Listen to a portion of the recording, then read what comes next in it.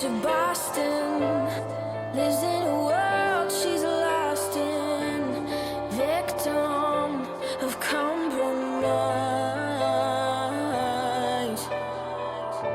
He's staring at her Aberdeen heart, London eyes, Glasgow bones. She's whistling the catacombs, a paradox. He's in love with the statue in a marble block. He's in love with the girl that time forgot. She just shakes her ears. She's falling too far with salt in her scars. Won't let him taste her tears. She's falling too far. The girl that time forgot.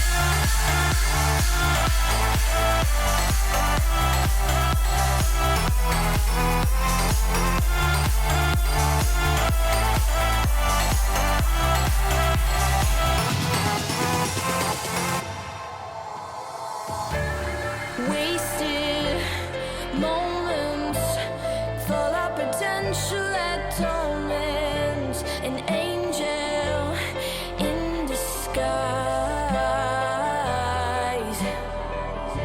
but he can see her Aberdeen heart, London eyes, Glasgow bones. She's a whistle in the catacombs, a paradox. Oh, he's in love with the statue in a marble block. He's in love with the girl that time forgot. She just shuts her ears. She's falling too far with salt in her scars. Won't let him taste her tears. She's falling too far. The girl that time forgot.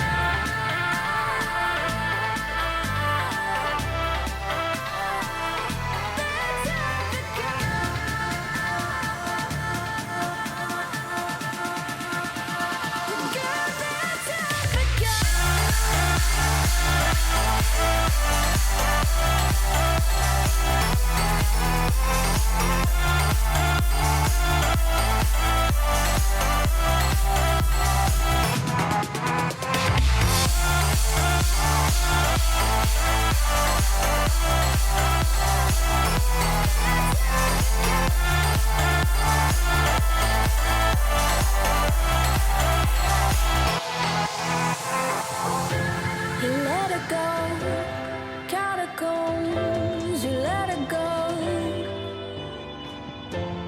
let her go, catacombs. You let her go. She just shuts her ears. She's falling too far with salt in her scars. Won't let him taste her tears. She's falling too far.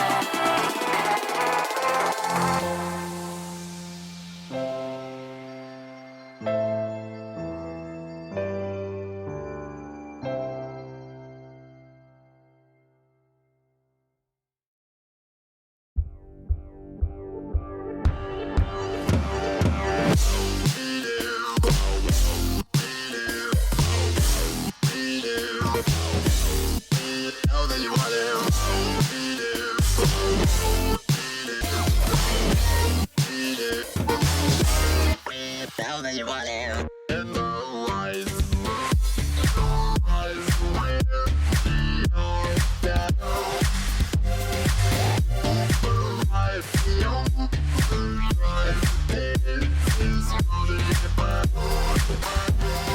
If the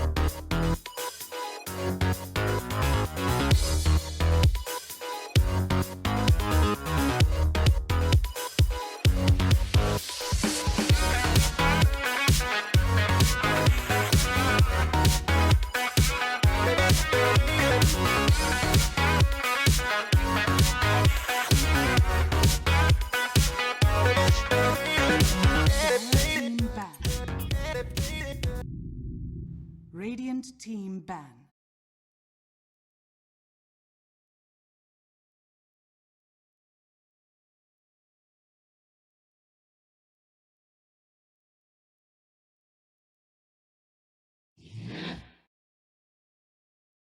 Dire team ban. Radiant team ban. I'm doing great. Yeah. Yeah. Yeah, My we're mic good was cast, muted you during can that tell. entire intro again. I thought I got the fixed transition down. I'll do that again. Welcome to Blood in the Streets, guys. I'm the source, your scrubby production quality. Joining me today is Skim Gaming and Drag and Drop Dota. This is brought to you guys by FirstBlood.io and Antline Audio. We got it that time, and we are getting into the draft. We'll let a few picks go through as you guys tell me how your day has been. Tell me how the last few days have been, and did you catch any of the Summit 7? It's great. Let me just say, it's great to not be the one to mess up production for once. So, thanks for doing that. But yeah, I've been playing some games here. Got some coffee, and now ready to cast some great Dota. And we had some developments here. Apparently, 747 has gone missing. Maybe he's flown off to a different airport or something. Who knows? But instead, we've got Crit standing in for Danish Bears. So that's a bit interesting because 747 was the mid player. So Kurt used to play mid though. At the beginning of his career, he played a lot of mid, especially in the Danish scene. So I am hoping to see a return. Crit mid was pretty Craigism at the time, you know, a TA Crit. I think Queen of Pain was also one of his signature heroes back in the day. So there's a lot of stuff to look forward to. They could also, worst case scenario, switch things around and put him in some sort of like offlane position and have maybe Hester Joe rotate to the mid lane. So do you think they have the hero pools to be able to do that safely, or is that gonna kind of start to cripple some of their strategies? I think Danish Bears out of all teams is the kind of team to be able to pull this off, to be honest. They've always been known. I mean, Dragon Top and I have casted them a lot over the past year or so, and they're really a team that has like a really deep pool of heroes that like to think really outside the box. And I'm honestly really even if Crit hadn't been here, I would still be very much looking forward to what they're going to pick. All right. Yeah, pretty much every single time Danish Best is playing, it's almost a guarantee that there's some exciting stuff going on, and some fun Dota to watch. And yeah, even back when they were with Baby Knights, like they had a lot of flexibility in their picks. Like they would pick Legion Commander, but you would have no idea exactly where that hero is going to end up. Hasajo was playing it. Ace has also been playing it for a while. So yeah, they have that flexibility for sure. All right, so a couple picks in, they opened up with the Sand King Silencer. Wisp ban, don't think I've seen a Wisp in a long time, and I don't think we only saw Treant once in the first round, and he's been a consistent ban so far. It's definitely one of the better heroes in the meta right now, even though he got a 10 movement speed nerf in 6.6D. He's still probably the best, one of the best supports, if not the best support. It's just he provides so much stability to the lanes with living armor, but also his invisibility and the root. That's just a very strong nuke at the beginning. Can set up a kill. He's super tanky and has a lot of damage, so it's unfavorable to trade right clicks against him. So I think banning out Treant Protector, especially for a team like the Danish Bears, who have a very good Treant player, I think it's wise to ban that against them. Yeah, that hero, it's one of his best qualities is that he kind of changes the dynamic of the game a little bit, because you can't rely on being able to chip towers down. So if you're drafting against a Treant Protector, you always have to have some sort of ability to take towers in one go, else they'll just be healed up again. And that's also one of the major reasons along everything else that Skim has been saying about it being a very good support in this meta too, just having the overgrowth available and the extra root. With the ever since the change that root now disables any sort of movement, it's just become invaluable, so teams would just rather ban it out. Let's actually talk about the heroes that we do see. Witch Doctor, Batrider, not the most common opening, but of course Batrider also one of these heroes that's never really fallen out of favor for too long. Yeah, and it is one of Cheshire Cat's sort of like signature heroes, I suppose. He's also been in the scene for a long time, and he's one of those, I guess, classic offlane players. And Batrider definitely one of his heroes. And together with Witch Doctor, they can be very aggressive and very annoying dual lane to deal with, because there's so much sort of chip damage that they can do with an napalm. They can be really annoying. So I think there's a lot of variety here for Gambit right now. Witch Doctor can go aggressive with the Batrider, but they can also maybe even set up like a traditional tri-lane with the Razor. Witch Doctor, Razor, and then like a third support, or second support rather. Can be a very annoying tri-lane. But as I say that, I look towards Danish Bears, and there's already a Silencer on in their lineup. And do you really want to tri-lane versus a Silencer? I don't think you want to. Yeah, I mean, Silencer does have issues in terms of, like, if you can get right on top of him, if you can get some sort of control on him. If he's not careful with his positioning, you can easily right-click him down. But if it's just a Mexican standoff, like with both tri-lanes facing up against each other, you'll just spam Q on all three of you, and you're not gonna have a fun time. So it's also a great hero against the Witch Doctor later, and the Batrider even. So Witch Doctor should probably not get a good death order off this game without it being cancelled by Global Silence. And Batrider, well, the Lassos might also not be as effective when there can't be any spells. Well, there aren't any spells to follow it up with. So in that sense, Razor's one of the better picks, because he can just press his link, press his R, and then he doesn't really care too much about being silenced. Urshika pickup by Danish Bears. Urshika, one of those heroes that cropped up just recently at Epicenter. Hasn't really been... I think he's been out of the meta for pretty much over a year, almost 2 years, actually. Yeah. For a lot of good reasons. Roaming, sort of... I mean, roaming was very popular for like 2 years now, like very hardcore roamers. Heroes that can roam by themselves and create chaos and create kills.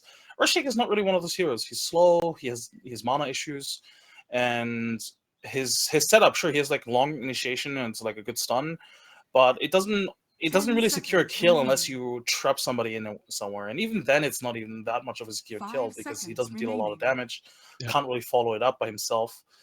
But now that dual roaming is a Reserve thing, time. or is a thing again, I should say, Earthshaker's become much more viable. He synergizes well with other heroes that are popular right now. Crystal Maiden, especially, a perfect hero to combo with the Earthshaker. I certainly believe that Earthshaker is really strong right now. He's good against Witch Doctor, just because you need a long range initiation to cancel that ultimate. So I think it's a good pickup here. He's also a very good Radiant laner in team certain ban. matchups. Like more often than not, we see him run in the offlane, where you can one just block the creep wave with a fissure here, so you can get your some guaranteed levels. And two, if it's the right matchup, if you're like against the melee hero supports or somewhere else, then you can actually do 10 quite a bit of seconds work remaining. with the enchant totem, just using that to harass 5 with the big seconds damage remaining. that's coming into that. And that's also something that you have to look out for, right? Especially now with the Reserve Night Stalk time. also picked up, which will presumably be the 4 position with the Batrider already picked up for the offlane. So that's a hero that's not necessarily going to be helping out in the bottom lane. Yeah, So maybe. yeah, We'll see. I, Nightstalker, though, is a very strong hero, I think, as a 4 position. And yeah. if the Earthshaker, for example, is the offlaner, which I hope it isn't, because I think it would be much more valuable to have the Sand King as the offlaner in this scenario. If the Earthshaker was offlane right now, I would actually fear for him, because sure, you're right, he can block the Great Wave and get some early levels, but Nightstalker and Witch Doctor are pretty good harassing other offlaners. So I don't think he will have a good Dire time. team That's why I ban. think something like the Sand King is going to be better. Or if Danish Best want to, they could even go aggressive. I mean, Earthshaker, Sand King, Silencer could go aggressive. Oh, yeah. Lifesteal is a good hero in aggressive tri lane. And if they did go aggressive, they could have a 1v1 between, well, probably 10 Ice not versus seconds Batrider, remaining. but somebody versus the Batrider, I think, could work out.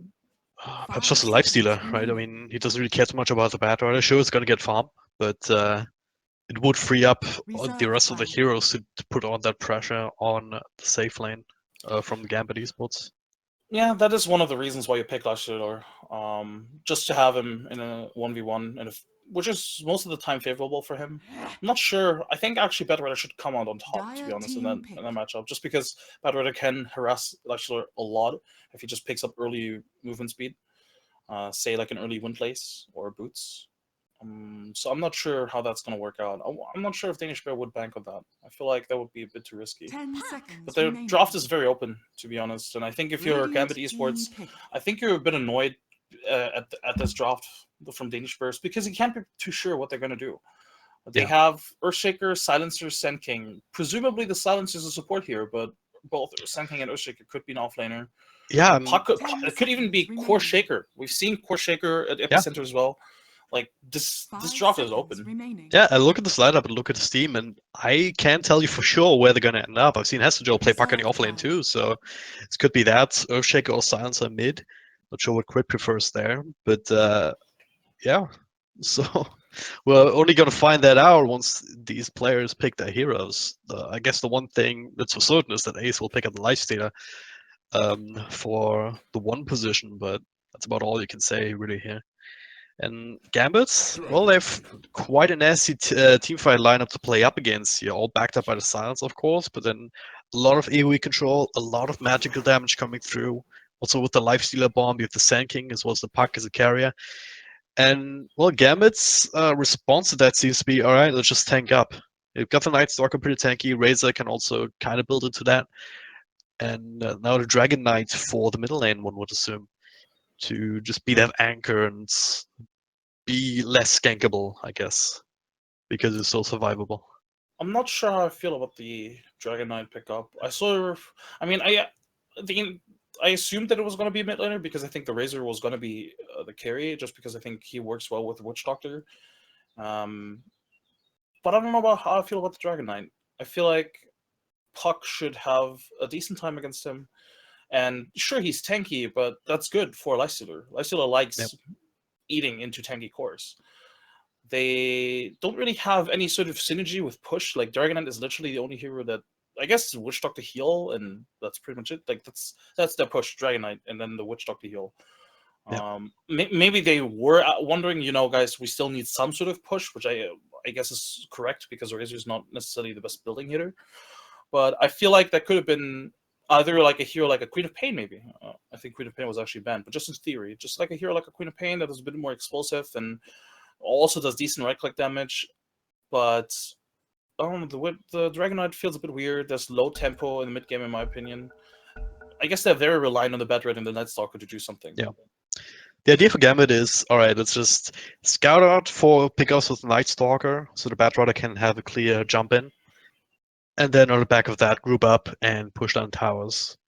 That's kind of the game plan for Gambit. With Danish Bears, they want to like farm a few of the items, get some pickups here and there in the early game, and then they're pretty much just free to like smoke up and blink in on puck with the Lifestealer Bomb and just unload the whole combo on Gambit Esports, wipe them off the face of the map, and then take towers on the back of that. So it's a little bit more explosive, a little bit more flashy, you could say, that you would expect from Danish Bears. And whereas Gambit Esports, I guess they're a lot more delicate in what they need to do. Right? If Batrider jumps in, gets the wrong initiation, gets the wrong lasso target, things are looking dire. Whereas for Danish Bears, they have a lot of ways to like bail each other out as well and make good team fights happen regardless.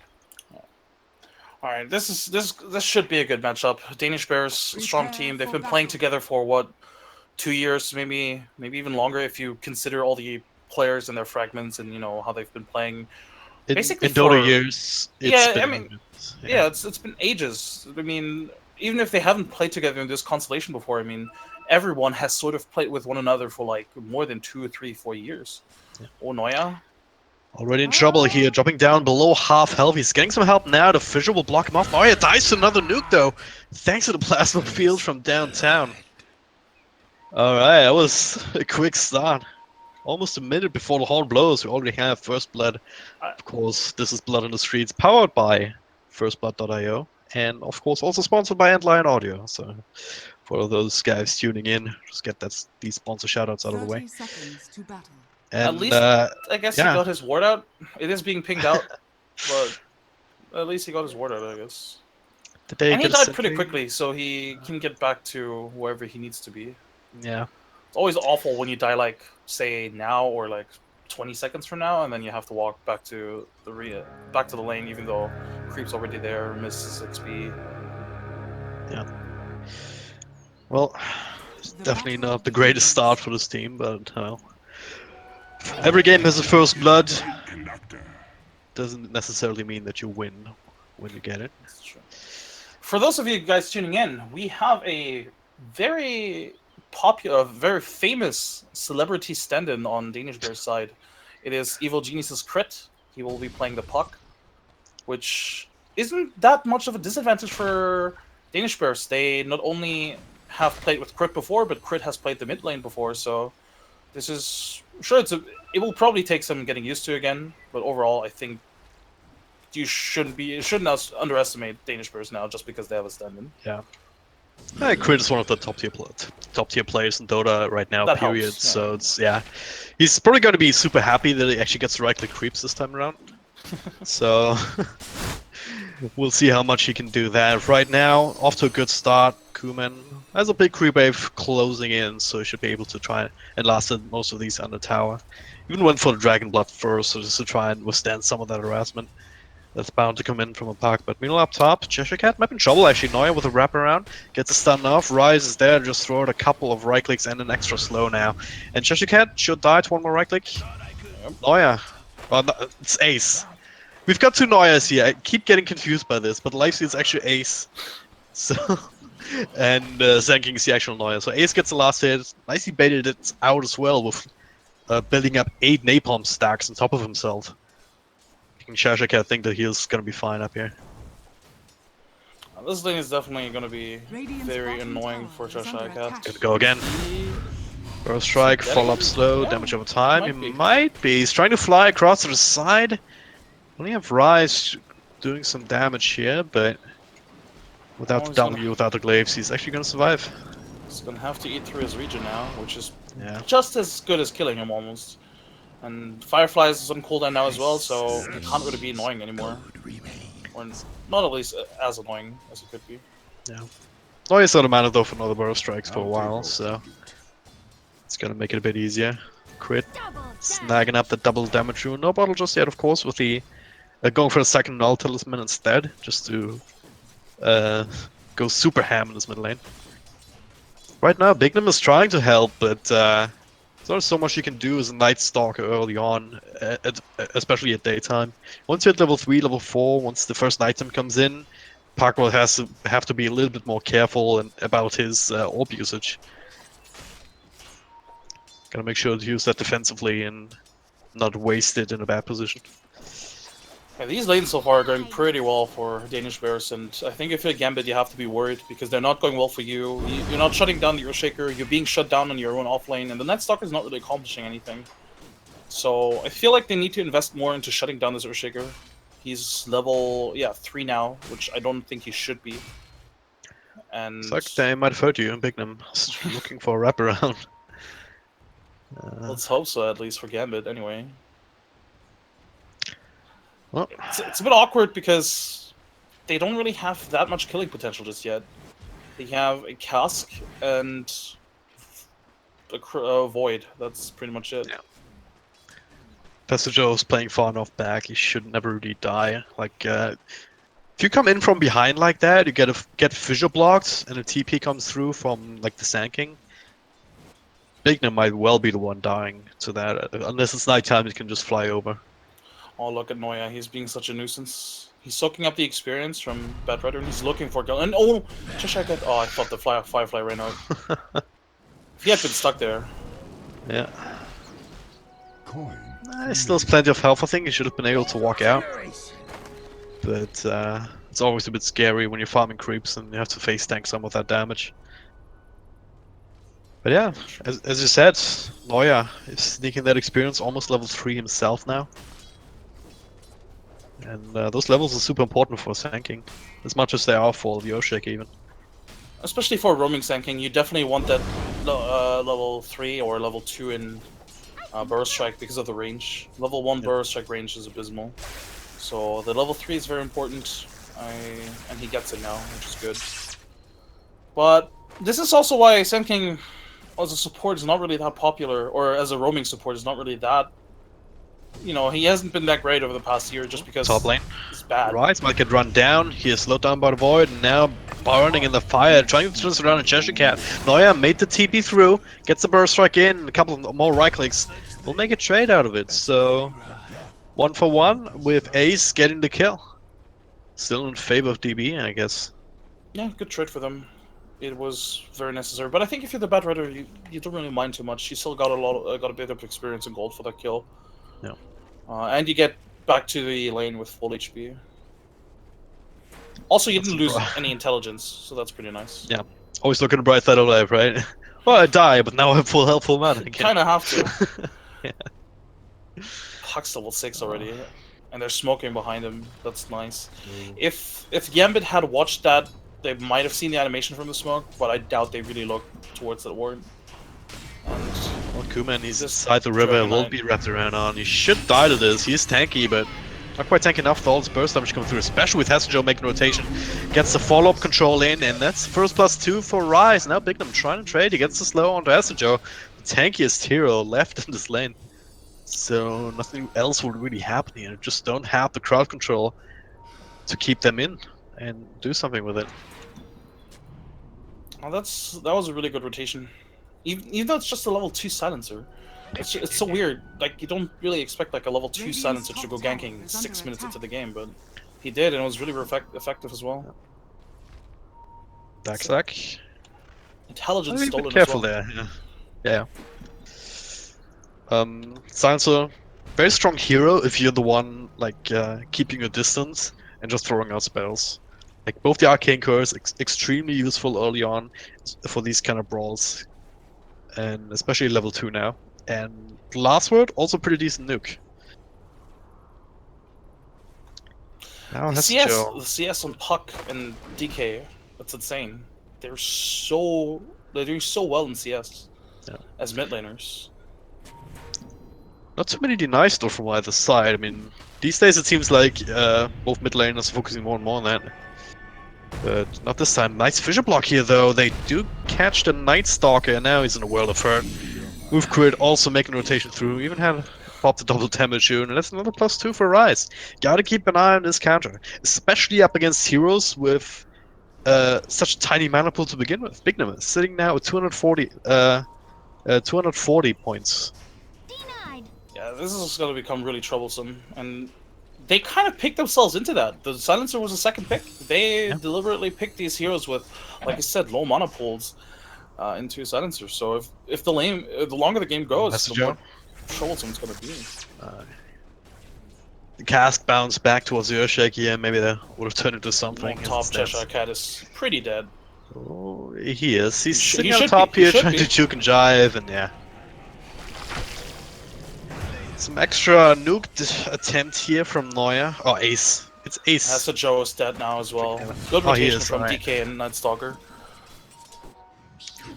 It's so confused. Alright, crit, yeah, you better get the hell out of there. So 1-for-1 trade. Radiant's top tower is +2 under for attack. Rise, but with Kuman committing his ultimate here, they should be able to do some decent damage to the tower. He should hit it once Might even right just now. hit He's not hitting it. Why not hitting it? Doesn't Get want to the take tick the tower damage going. damage. Yeah, I don't know why either. Radiant's middle He can tower easily is tank it. under He has attack. Dragon Blood.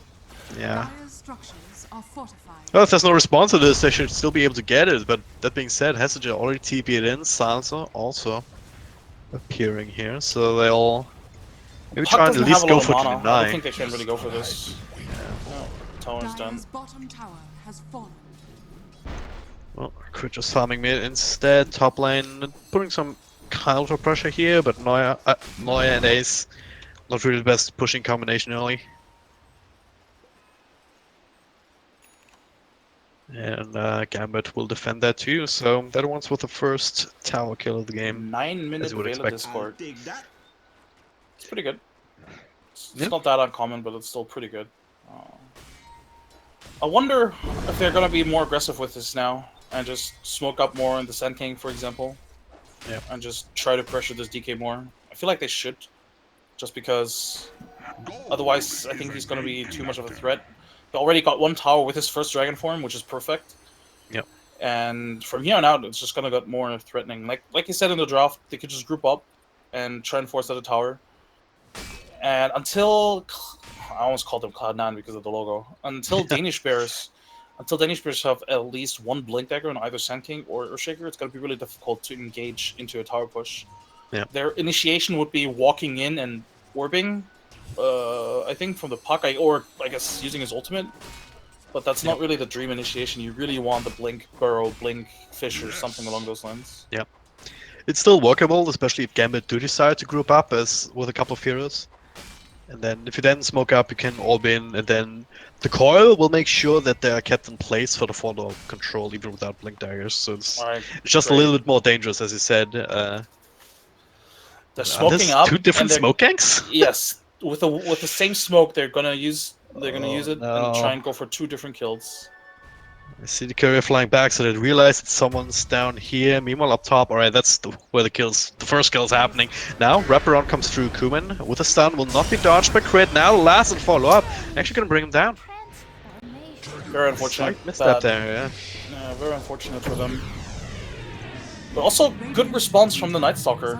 The Nightstalker, what he did was he behind the tower, he smoked up. So if somebody had come close, he would have known immediately. Yeah. That was a smart play, and also really good reaction from the team to immediately TP top and Dragon Form, and now everybody's grouping up, forced on this tower. Second Dragon Form, it has to be the second tier 1. Yep. Radiant's bottom tower has Well, fallen. trade-off will be the tier 1 down bottom. Not sure what the TP situation is like there for Cloud9. The Danish Bears. As Joe just made his way in, he's scouted out by Bignum here, who's now running right at him. Can't have too much help coming through unless Kuman, yeah, he's just coming through, but they'll have to leave Bignum here to his own devices as they realize, alright, this is suddenly the entirety of Danish Bears coming to defend us.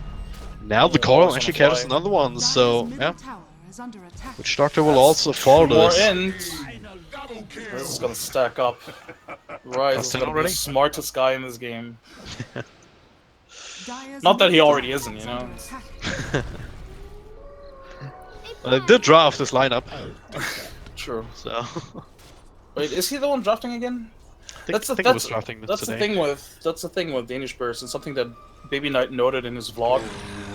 Mid lane pack got silenced. Not Radiant's that else will top happen tower though. is under attack. But yeah, Just snag away the arcane rune. That's a bit annoying.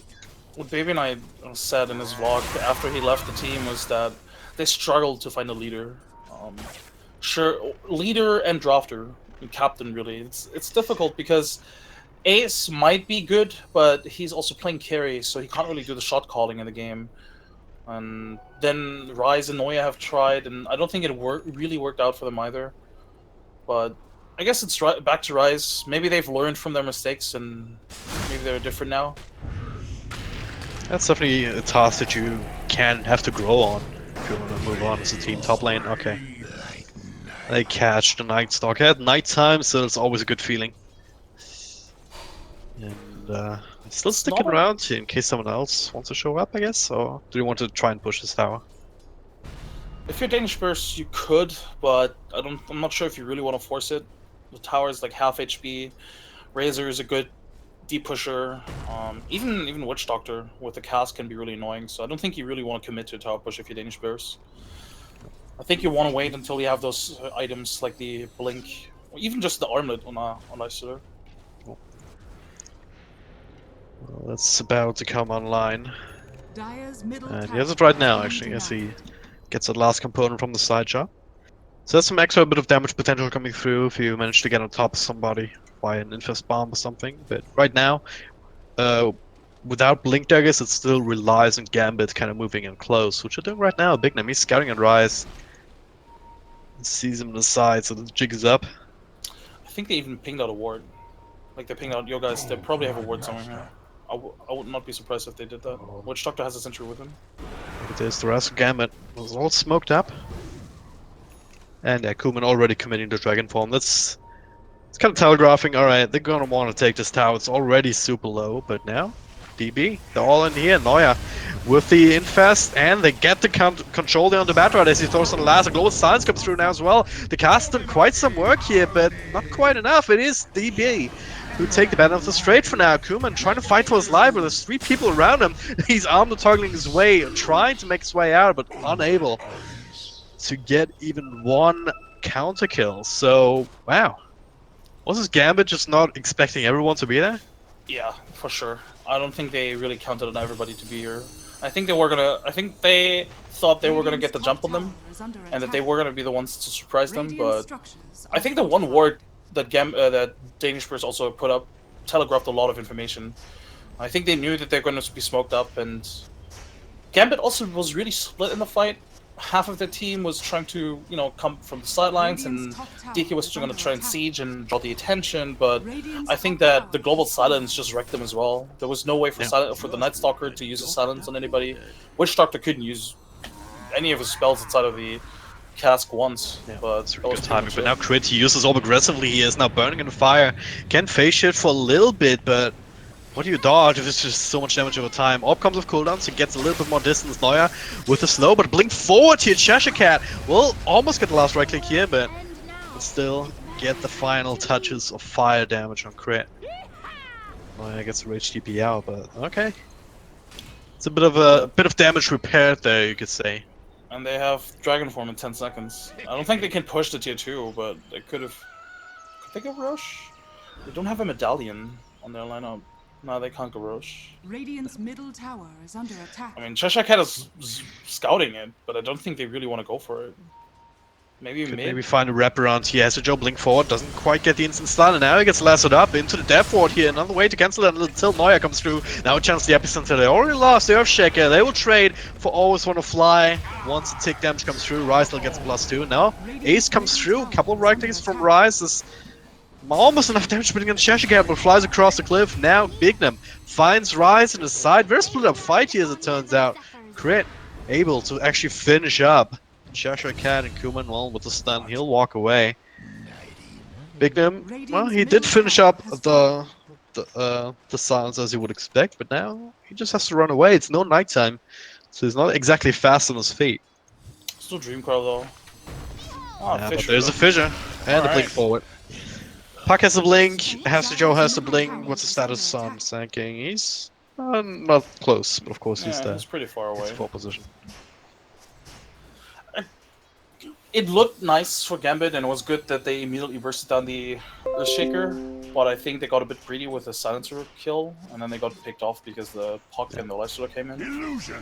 I think they just got sort of greedy. They saw potential victims, but they sort of forgot. Hey, we're fighting right next to the shrine. You know, technically people could just TP in. Yeah, Um, that's exactly what happened, isn't it? Yeah, pretty much. It's still okay for them though. The DK didn't die, which is nice, and he's pretty farmed actually. Yeah, Yep. halfway to his BKB. Razor's also pretty farmed, and I like the items that he went for. He went for the Hood of Defiance, making sure that he can tank up, and going for the Sanjin Yasha as well. So he's going to be a really tanky hero.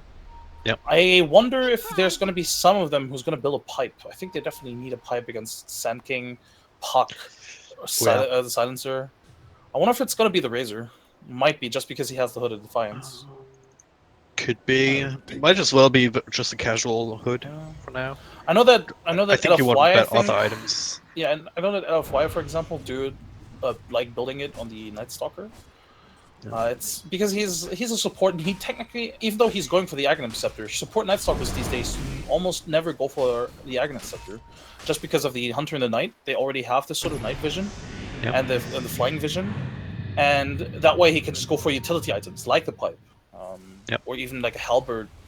Halberd could be great here against the Lifestealer. So I don't agree with this Aghanim Scepter. I know it's a great item to have, but I don't agree overall. That's for your Batroider gets caught down bottom. Yeah, like, you can make the argument that, yeah, you have that flying vision available, but then again, it's only for 2 seconds, like, what's the cooldown? Every 14 seconds at max level. But that might just not be enough if DB is smoked up, especially against all these blink initiators, so just having the constant night vision, it's gonna be much more useful in terms of just making sure that you don't get jumped on while you're not looking, essentially. I get that, but I think, no, I'm not saying that, you know, there's only one way to build the hero by any means. Oh, careful. Puck got scouted out, and there's a sentry right next to him as well. Yep. You know exactly what's going on here, but no way to actually punish it. Of course, blink on Batroider done for a long time, but with no follow-up, you can actually really There's an kill infest bomb the waiting Puck. for you, Cheshire Cat. Just walk away now, and yeah, he does. Might actually spot out that there's a sentry there. Not sure how valuable that actually is for. Vignum is gonna tank this gank, I believe. Or no. That's always want to fly. That's always wanna fly. Or, as I like to call him, always want to die. Because he always seems to do these kind of things. Whether he wants to or not. Space created. I guess the big issue for Danish players is that they can't really convert these kills into much, I suppose. They're gonna push this tier 2, but I think that if Gambit wanted to, they could easily defend this. But I think Gambit just looking to trade right now. Instead, possibly go for Roshan or go for the tier 2 top. But technically speaking, their lineup doesn't take towers too quickly. It's not. Especially not. Actually, Neuer just got the Desolator, but he doesn't have it in his inventory just yet. With So the it's Desolator, still, it's a different story. yeah. If he has the Desolator, you can even high ground siege just with the rage, walk up, hit it a couple of times, and you do a decent amount of damage. Okay, has to Joe. He's TPing in. He finds Bignum on the side, gets a blink out, just out the silence here. But this tower will be traded away after all. See, that's what I mean. Basically, by the time they took a tier 2, Razor basically took a tier 2 as well, and this is just a Razor. So this is why I think that that's sort of the weakness of Danish players lineup, that they can't, if they win a fight or if they get a pick off, the best they can get is sort of, I mean, now that they have the Desolator, they can definitely get more than just tower, right? But still, I think that in that sense, I think Gambit has a bit of an advantage. Always want to fly is dead again. Oh, crit. It's a dominating spree, so he's definitely doing Puck things in this game, even though it's not a hero that we're used to seeing him on. At least not recently. And Neuer, well, he has his blink dagger now as well, so you have 3 blinks, lifesteal, infest bombs, wherever you want them, really. They're looking for more, right? They're looking to try and press the advantage right now. They still have all of their big ultimates. So is there any reason for DB to actually slow down right now? Gonna get That's Dragon a Knight dead here, and DK. okay, maybe not. BKB trying to turn this around. Epicenter kind of not really doing too much. Global stance here to cancel Death Ward, and now, okay, that's a dead Witch Doctor here. More and more people TP in. Coil onto Darkseid is starting to steal some damage here, but they're bursting him down with everything that they have. So, aren't really affected by that too much. Now, oh, Castillo finds another follow-up start. Big number 4-stop will get him out of here. But now Cheshire Cat might have exposed himself. And Neuer, another blink, another stun, and another dead hero. It's exactly what I was talking about, right? Is there any reason for them to not do this kind of thing every single time they have the ultimates? That was a sort of chain feed. Yeah. I think the response to TP in and look for a fight was the correct one, but it took way too long for the Bad Rider to come in there. I think they needed the Bad Rider much earlier to take somebody out immediately so they could focus him. And they also need somebody to have some sort of like a mech or something. If they had a mech there, I think they win that fight possibly, because if the DK is fully healed again, he can fight, but he had to run away because if they had hit him again, or if they had focused him again, he would have died pretty quickly. So yeah, I think that's a bit of a weakness in Gambit's lineup, is that nobody goes for these team fight utility items, even though they do have two heroes which I think could go for them, Razor and Night Stalker, who is dead, probably? Yeah, he is. That was a big pop. What was that? It was just the... I think the right click and the AWP damage hitting at the same time. Yeah. And then it also always looks nicer because of the Cossack Finale. Oh yeah. Which, by the way, only 1 point Cossack Finale on a Sand King in 2017. That is... It's a bit odd, isn't it, against like two melee heroes that are really screwed by that. It's definitely been a while.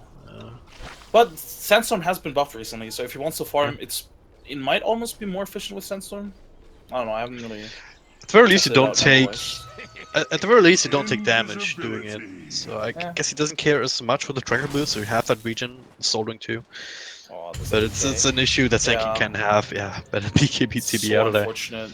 It's a 9-second charge too, though. But it's the right decision. They would have cut him off, and they would have been able to kill him or force it out anyway. Well, Neuer once again on the hunt as a passenger, which incidentally is also called Neuer, erroneously. It's kind of funny how that works out sometimes, but hey. If they don't find anything, though, I mean, it's always this this issue that you have with lifestealers. The longer you spend infested, the longer time you're not spending farming. It's kind of crazy though how they haven't been able to find a single person just yet. They might find. Oh, there it is. Oh, they definitely have. Who else? Easy kill. Ace on a wicked 6 streak, and can't do anything else with this though, can they? I mean, Crit is down bottom. We can shove the lane out a little bit more if they realize that most of Gambit is sitting up top. Yep. And I don't know, Gambit right now they look like they don't really know what to do just yet. And even if they last with somebody, how are they gonna quickly burst them down without any sort of like TP response? Yeah. That's a big issue right now, and I think they need to just split push and try to fight high ground to some degree. They need their items. They definitely need the BKB on Razor as well,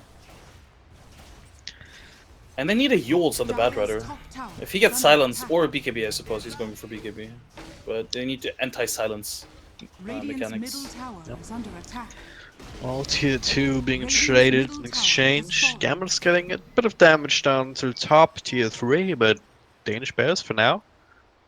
They're not flinching. They're coming in. They're actually wanting to find a kill here, and it's always on the fly. Way too far forward. He is gonna die to a single right click, and yeah, they're trying to keep him alive. It's a good way to start off the high ground siege if they want to go for it at the same time. Well, they still have the Aegis, so why the hell not? Yeah. There's no better opportunity, is there? Might as well just go for it. Again, worst comes to worst, you can always just walk up, rage, hit the hard tower a couple of times. No Trim Protector this game means that it's not going to get healed up. The only thing that you have to watch out for is the last I was going to say, but Lincoln's blocking it now. The team fight comes out, Crit jumping in. Not too much burst damage being done, not a global silence, but it's still going to lose the Sand King here. Now they're on the retreat, no, maybe not. Hesijo comes in. Almost gives his own life away here. That ultimate, not enough to get kills. Now they even trigger the Aegis. Danish Bears overextended themselves. Now the Silence on crit to cancel therefore, but they still get enough control off on the lifestealer. No, couldn't get the rage off. Now it's just clean up time. The cask here will not bounce thanks to the phase shift, but Kuman still gets a triple kill, finishing off the Silencer and crit. Last man standing here, and the last man running away as well. That was definitely just overextension. They dove past the tier 3 tower into 2 shrines and even into a little bit to the tier 4. And I don't know, Gambit, I think we pointed out in the draft, they're just incredibly tanky. If you don't focus on the supports, or at the very least like the Bad Rider and the Witch Doctor, then you're in big trouble. And they just played it really well, even though I think the big initiation, like you pointed out, was botched by the Lincoln Sphere. By the way, insane timing from Crit. He literally only put it up the second before the lasso hit. Oh yeah. But yeah, that was pretty good from Gambit, and maybe a bit overconfident from Danish Bears. I still think it could have been good for Danish Bears, sort of. But they need to be careful from now on, because I think if you're a Danish Bears, you have to consider, yo guys, we're sort of running out of steam. Our lineup doesn't really peak too well in the late, or it doesn't really transition too well into the late game. So we need to find something. We need to find like a bottle opener. Just kill them while they're outside the base. Get this Razor. If they get this Razor kill, that'd be huge. This is gonna be huge. Well, Neuer brings Neuer, and it's gonna be forced to BKB TP out. Barely not enough damage here. That was so close though. Oh man. They were very close. Yeah. Again, if they had gotten the kill, that could have been huge. Yeah. Double damage. And late game is a bit of a toss-up. I mean, Gambit, they don't have the best late game heroes either, but as you said, they're gonna only get tankier. And if you can't kill them, well, you can't really win the game. Thing is, even though I agree that both lineups in the late game were sort of like iffy, but I think that Gambit in most cases is just gonna be much stronger. Did you see that? Cheshire Cat with the instant blink out just as Crit came in. Yeah. It was dewarding, and then Crit just tried to blink silence. Tier 2 versus Tier 2. Dragon form popped. Dire's bottom tower is under The attack. TP in though, Neuer comes They through, wanna defend Ace this. in the pocket here, and they're gonna get this Dragonite, will they? He messes up his epicenter. Oh, he cancelled it. Not sure that would have mattered, but... He didn't shift Q. Mistakes Neuer, were made. please. Silencer, no. Rice gets caught at the same time. Couldn't retreat. Didn't shift Q. Dota 101. I can't blame him too much because I do that sometimes, all the time, always as well. But that's unfortunate. I'm not sure they would have gotten him either way, even if they had the epicenter perfectly queued up. They lacked the lockdown. Yeah. Which I think is also worth looking at. If they don't have anything against BKBs on Danish Bears side, they need the Aghanim's on the puck and the whistle on the Lysander if they want to. But Lysander first is going for the AC. Yeah, I was gonna ask you about that, because Axe on puck is great and all, but it's not gonna stop the BKB TPs. Right? You don't have a bunch of spirits to swap them out to get that extra bit of stun or something like that. Still think in team fight it's gonna be very valuable to have that. Yeah, absolutely. So I think it's and he has it queued up already. He's actually pretty close to it. Yeah. But yeah, how about this AC? Like I would have rather seen him go for this Abyssal Blade. Very good. Look at the armor on the DK. He's at 30 armor. And he's also getting his own. He's also getting his own AC. So the AC on the Lysander is definitely necessary if they want to kill these heroes. Razor especially as well. 25 armor. It's insane. Well, I might find out how this works here. Potential for a really great epicenter burst strike. He only gets it on 2, and now he's actually stuck in the side. Global Stance comes through. Neuer needs a little bit more damage here. It's coming in from Rise. BKB still purging off the silence here. That means they do have the control. They do have the damage to bring down Lifesteal, and of course Neuer. Well, he was stuck in the trees. It's a 2-for-1 exchange. Not exactly worth it, especially with all these ultimates committed. And now Rise, he will be a third one down the drain. Triple kill for the Razor. Do you know that comic strip, like it's a Dota comic strip, where it's like a CM, she plants a ward, and then suddenly there's like a Nyx assassin, a Riki, and a bounty hunter right behind her? Yeah. That kind of reminded me of that, because Neuer was just looking for like hero, maybe 2, not 4, definitely not 5. It's a bit annoying, especially with these BKBs. Like That's gonna be tier 2. Yeah. Possibly tier 3 chip damage. Yeah. Less likely. Puck is still there. Can kind of nuke down a creep wave. Tower has fallen. Not even gonna try. But yeah, tier 2. There's only one remaining now. It's down to about half health. So Gambit, yeah, they're in a pretty good spot right now, aren't they? Yeah, they definitely are in a good position, and they also have the Aghanims on the Night Stalker up with the gem, so they're gonna get a lot of map control, which is very good for them. They need the map control to make sure they can stay ahead in terms of farm. Not that they really are. I mean, the net worth is actually in favor of Danish Spurs, but they can. I mean, get ahead in terms of farm. The map control is definitely necessary. Danish Bears has been invading their jungle a lot, and even though it didn't work out just now, I think they've had a lot of successful kills and pickoffs because they had good wards. And I think with his Night Stalker, and the Aghanims and gem pickup, I think the sort of rhythm of the game is going to change a lot. I think Danish Bears has felt very comfortable in the map so far, and I think this is going to change a lot. The Silencer, especially, cannot ever be by himself anymore, unless he wants to share the fate that Always Wanna Fly has had in this game. Yeah. Yeah, it's getting to a point where Danish Bears, they kind of can't afford to split up and just go for these like 2 or 3 man gang squads at all.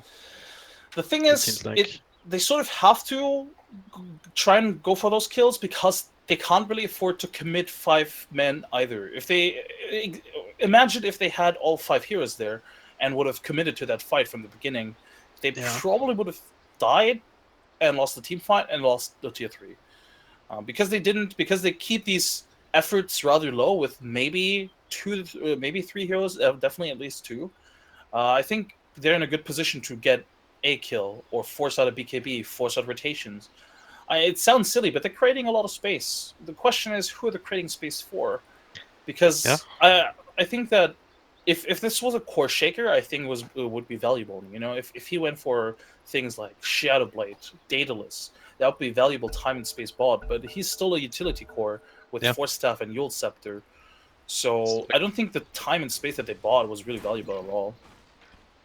So I guess the one hero that has some room to grow in the damage department as well would be the Puck, who now has a Dagon 5 queued up. So is that what you're looking for into the late game? Just have that extra bit of burst to make sure that you can push one of these heroes over the edge and then try and take the rest of the team fight on the back of that? Sort of have to. Puck is never going to chew through the armor that this team has on the Radiant side. Not even with the AC. So Dagon 5 is definitely the answer for this, at least for this Puck. I think the others, they just need to be able to kite them around for the BKBs, for the duration of the BKBs anyway. So I wouldn't be surprised to see a lot more Force Staff. I mean, I say a lot more, we already have 2. At least 1 more Force Staff from the Silencer. Maybe Rod of Atos. I think Rod of Atos is going to be much more valuable in late game. As soon as the BKBs are done, rooting somebody is going to be incredibly valuable. He has a gem! That is one of these good kills that you're looking for. I pick up the gem too. It's in the hands of Noya now. That's not great. It's ironic because they said, literally, you know, Danish Bears, they might not feel comfortable anymore on this map, and then they find the one kill that they really needed to. Night Stalker has not been able to deward anything just yet, and that opens up Roshan. Yeah. No Night Stalker to worry about, keeping an eye on you, and... Are they gonna make it on time? There's decent smoke damage. Oh, they know. Oh, it's gonna be close here. They're taking a long way around though, and with that they won't have enough time.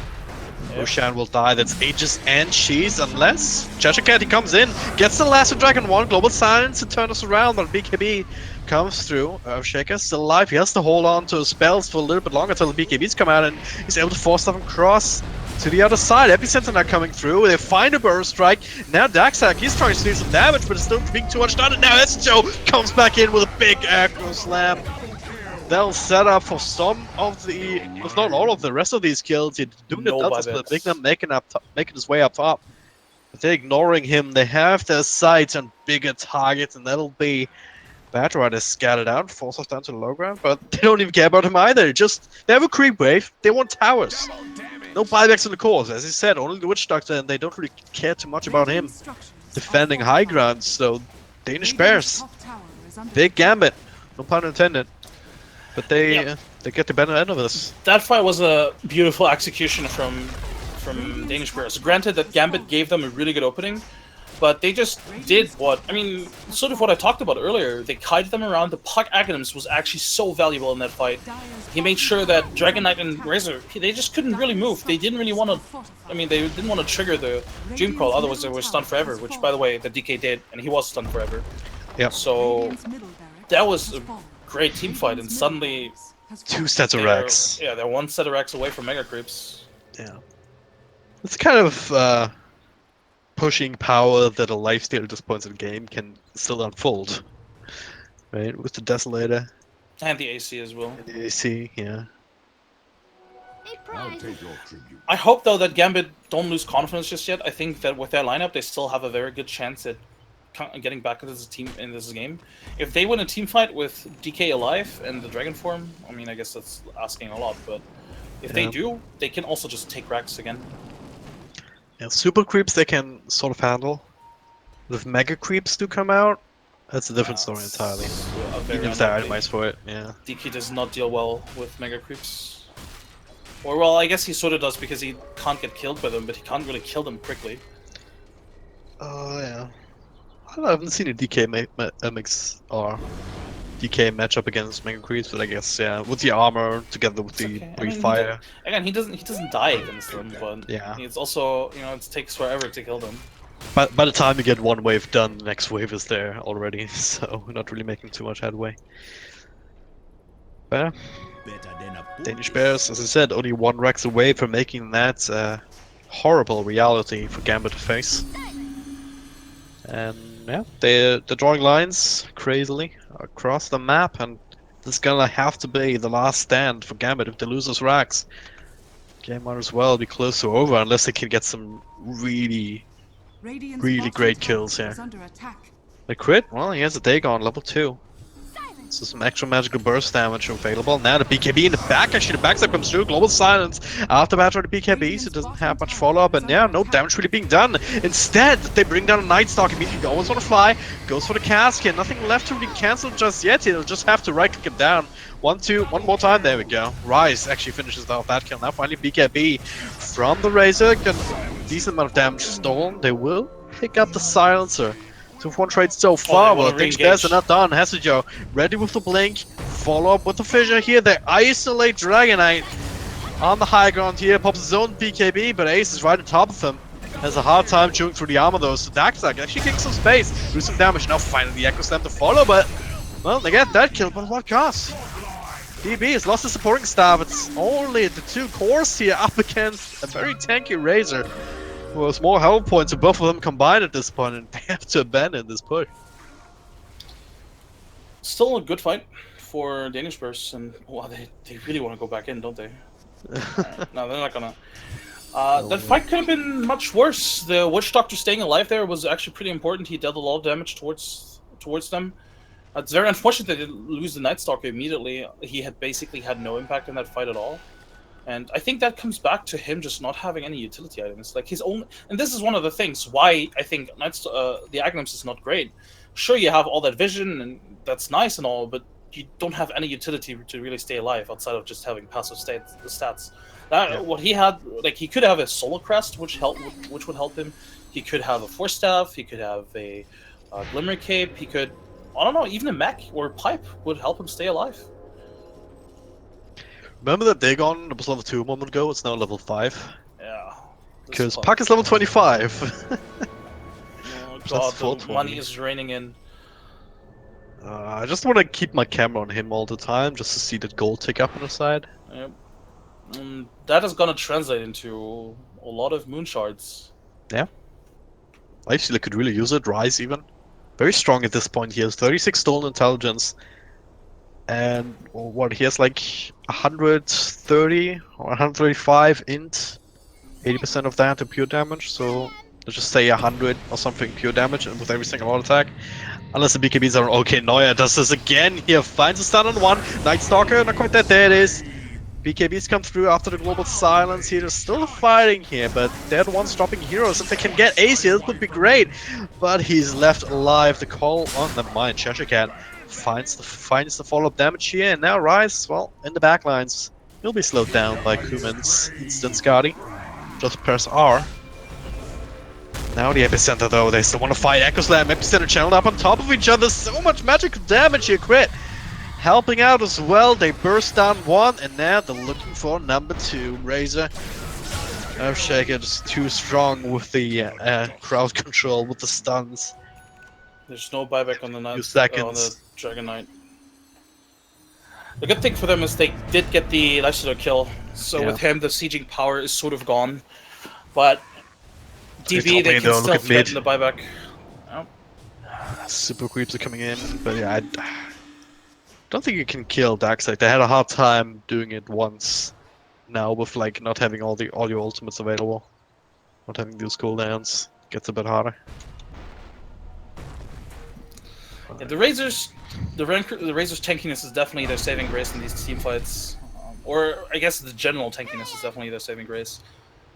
But I think they just lack the lockdown. Well, I guess which is something we haven't really talked too much about, but their stunts are sort of unreliable. I mean, I say unreliable, even though they're like targeted stunts, right? But against the puck, you need AoE stuns. You need Instant sort of- stunts. yeah, and they don't really have anything outside of I guess lasso. Yeah, they have Lasso, they have Dragonite Stun, and Dragonite is pretty good, right? Dragontail- It's 3.25 second stun duration, but it is a projectile. Yeah, you So can dodge Pudge, it. Puck, if he's on top of it, you can dodge it with the phase shift. So it's not This reliable Puck is- against that hero in that sense. This puck is definitely the biggest problem for them in the team fights. They can't really kill him, and because he has a DN5, 15-second cooldown, he can easily use it twice in team fight. Here we are again. If Razor dies, this might just be the end of the game. They're keeping him controlled up, only begging him for help. So goes for the BKB TP. Oh, the net! the root! They've got the net from the Dark Troll Summoner, and now Darkseid nowhere left to run. He needs some help from his teammates, but he doesn't have it. Gets nuked to bits and pieces, and now the fish actually lands on Cheshire Cat. Can't quite get the follow-up damage on top of him to prevent the blink. MVP Dark Troll Summoner. That is insane. Rise with a state of mind. I didn't get to And- mention the Helmut Dominator. He's had that this entire game, but Yeah. it hasn't even occurred to me that you can use it like that. It's actually his go-to build on Silencer as well. Radiant structures. Well, that is the death push comes through. No Razor for 75 seconds. Seems like an eternity for Gambit right now. And there's still all the ultimates available for Danish Bears, so all they need right now It's not even is a nighttime. good opportunity. This is such an awful fight for them right now. Well, that is the last zone. The global silence comes through, though. Kuman and Cheshire Cat can purge it off, but they don't quite do the damage here. They chase Ace away. That's what they've been focusing on, but the rest of DB is still very much alive and kicking. Also on a fly, trying to play with Crit, but he just blinks on out of there, just creating space. Puck, Gets stunned can they up. kill him? Or use the phase shift here. If they can kill him, that would be a good start, but no, he's still alive right now. The rest of DB come in to clean up house. Double kill for SHO. Everyone else also gets a part of the pie. That's GG. And that is indeed Danish Bears 22-44. Nice scoreline indeed. And they get the Mega Creeps, they get game number 1 in this best of 3 series.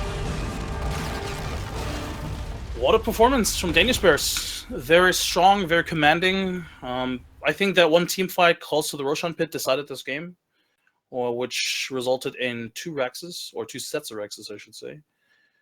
Unfortunate for Gambit, but I think there were a lot of good moments from this team as well. And going forward, certainly in this best of 3, I hope they can focus on those good things and make sure they at least force out of game 3, if not win the series. So Last time these two teams matched up against each other was a 2-1 scoreline. It was the Well Play Invitational, so it's very possible indeed. So how much of that performance do you guys think was Crit standing in? Because the puck really came through for them, especially towards those later game team fights. Do you think that, having Crit here has, been a nice bit of a boost for them, or maybe it kind of threw Gambit off? It's definitely a boost, I think.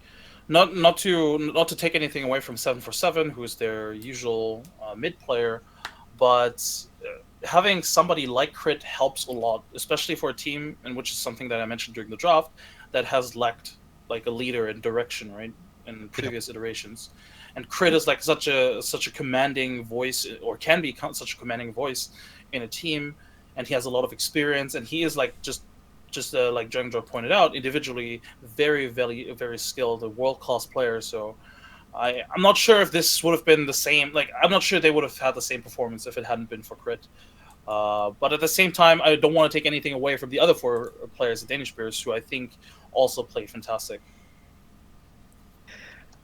Yeah, I would concur. I mean, pretty sure 747 would have had a similar performance on this puck, but there's no doubt that Crit has come through for Danish Bears here, and it's always a bit like the standard factor, especially in the core role, is always a bit iffy at times, depending on how it matches up with the rest of the team and how the shot calling, how the communication functions. But yeah, obviously in this game, worked out pretty well. So, And, would you say that Crit gets the Antlion Audio MVP of the game? Because, in my opinion, I think he just did. He pulled them back in when those team fights were getting bad with the Dagon 5. Like, those plays, I think, were pretty crucial. I definitely would pick him. Yeah, I think I highlighted the Roshan fight, or the fight near the Roshan pit, and I do think that his choice to go for the Aghanim Scepter as well, and then the usage of the Dream Call was what sort of secured the fight, because it locked down both Gambit cores. They couldn't really move. Dragon Knight tried to move, and I'm not even sure if Dragon Knight knew that it was a Dream Coil Aghanims, because it looked like he wasn't aware, and that he got just stunned for seemingly forever. So I think Crit definitely had like some outstanding performances or plays here in this game. And the thing is with Danish Bears, and I think this has always been the case, that I think Danish Bears is just a team that thrives through cohesion.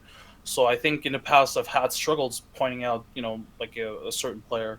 But I guess if I had to, I'd definitely say Crit here in this game. Yeah, it's a very tough call for me, because I think all of Danish Bears have had their moments in this game. Like, thinking of especially Rise with that last play with the Root just canceling the BKB TP. Like, Neuer with the Blink Burst strikes a couple of times. Hesijo, once again, also in the Roche fight, somehow able to keep himself alive, wait out the BKBs, and then come back in for big Echo Slams. All of them played very well, but yeah, I think Crits, you can give him the MVP, just that little bit above the rest, I guess you could say. Cool. All right. So, do we have the next lobby? We do indeed. Players are waiting, so we shouldn't have too much of a break. And the MVP of our last game is also not present anymore. Oh yeah, 747 is back. He woke up, I guess. We found him. He's back from wherever he was, sleeping under a rock, we'll assume. All right. So in that case, guys, we will be back in just a few minutes. Make sure you guys check out this commercial for Mod Mic, one of the products brought to you guys by Antlion Audio. And we'll be back in just a few minutes.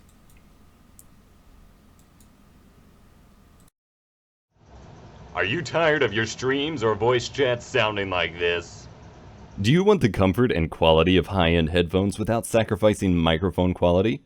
Antlion's Mod Mic 5 is the perfect solution. Their dual capsule microphone attaches easily and securely to your existing headphones and fits within any setup thanks to the modular cable system. It comes with a cable wrap to protect your wires, an optional inline mute switch, and sounds a little something like this. Check the link in the video description to learn more.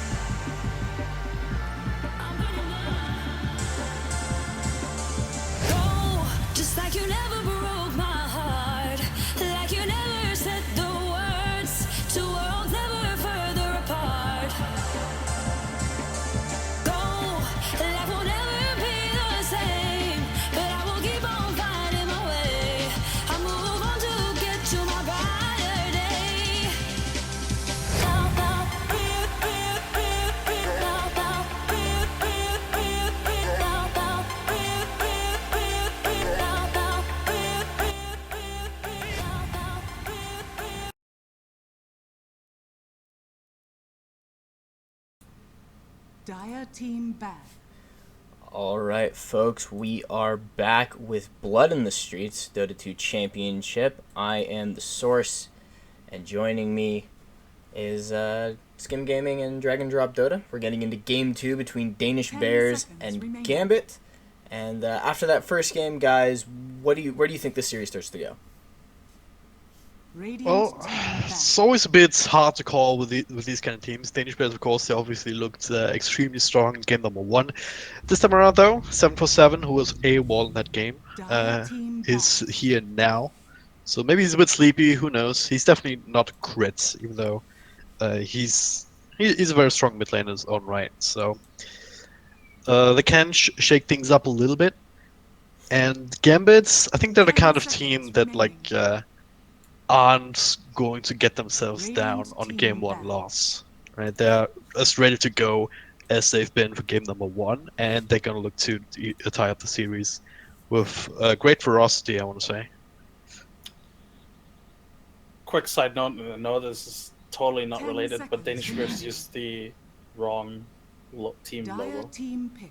They have like two What, again? Danish. No, they have like two. No, they have like two teams that are both called Danish Bears, Yeah. and they're using a different one that they used Radiant before. team So it's just a bit hilarious. I mean, the Yeah, last last time they game- had the C9 logo. Yeah. Well, right. I guess this is the correct one. Yeah, I guess this is the correct one. But still very hilarious. I'm pretty sure I saw them with this one bear picture in game as well. So this might not even be the right one either. Oh, all right. Yeah. But yeah, at the Whatever. very least, it's not the C9 logo, so it's not confusing 10 Yes. seconds as many people. But I hope they get this name situation fixed, because 5 I seconds sure as hell remaining. am going to get confused by the two noise again in this game. We see a bit of a Reserve time. mix-up here. Last time around, Danish Bears had the Clockwork banned, and now it is let through, and Gambit Esports immediately pick it up. Very good hero in this meta right now. Yeah. One of the most annoying supports to deal with, certainly in the laning stage. And I wonder how Danish Bears are gonna react to this, if at all. I think Clockwork is definitely a hero that can disrupt your lanes. Sand King is not fantastic against Clockwork. In fact, it's the other way around. I'd say that Clockwork is pretty good against Sand King. You could say, all right, you can burst strike out of the cogs, but then you get burned by the cogs. Dire team Still, pick. so still some damage being done. You can also use the cogs to push him out of Sandstorm, and you can use the hook shot as well. And Clockwork's one of these heroes that can trade very well against Sand King here if he does end up in that 4 position again. So 10 it's, seconds remaining. yeah, overall, it's very Clockwork favored 5 in that seconds sense. remaining. But the Rubik is Rubik, sort of course, yeah. he's a classic counter. Yeah, he's a classic counter who can just lift Reserve Clockwork even outside of his cogs, so he can't really bully anybody inside the cogs anymore, or just in general. Just when he moves up to somebody, just lift him out of the way. And Gambit go with the Radiant early team Queen of ban. Pain pick. Very bold. Teams these days don't really pick their mid heroes this early, mostly because it can be countered. Most of the time teams like to go for just like a sort of like a flex pick. Heroes like the Clockwork, like the Sand King, that can be pretty much 10 anything. They can be seconds support, they remaining. can be an offlaner. So I'm a bit surprised about the Screen of Pain, especially 5 since seconds remaining. two sort of counters are already in the game. Rubik and Sand King with 2 good disables against her, 2 long range disables as well. Time. Rubik stealing the blink is also very potent, or is also very strong. So I'm not sure why, but I think the Queen of Pain, maybe it's just a comfort pick for them. Yeah. Together with the Clockwork, definitely can create a lot of chaos, can go for a lot of kills together. Radiant team ban. And it did get banned out in game 1, didn't it? Not entirely sure about whether that was in the second phase or something.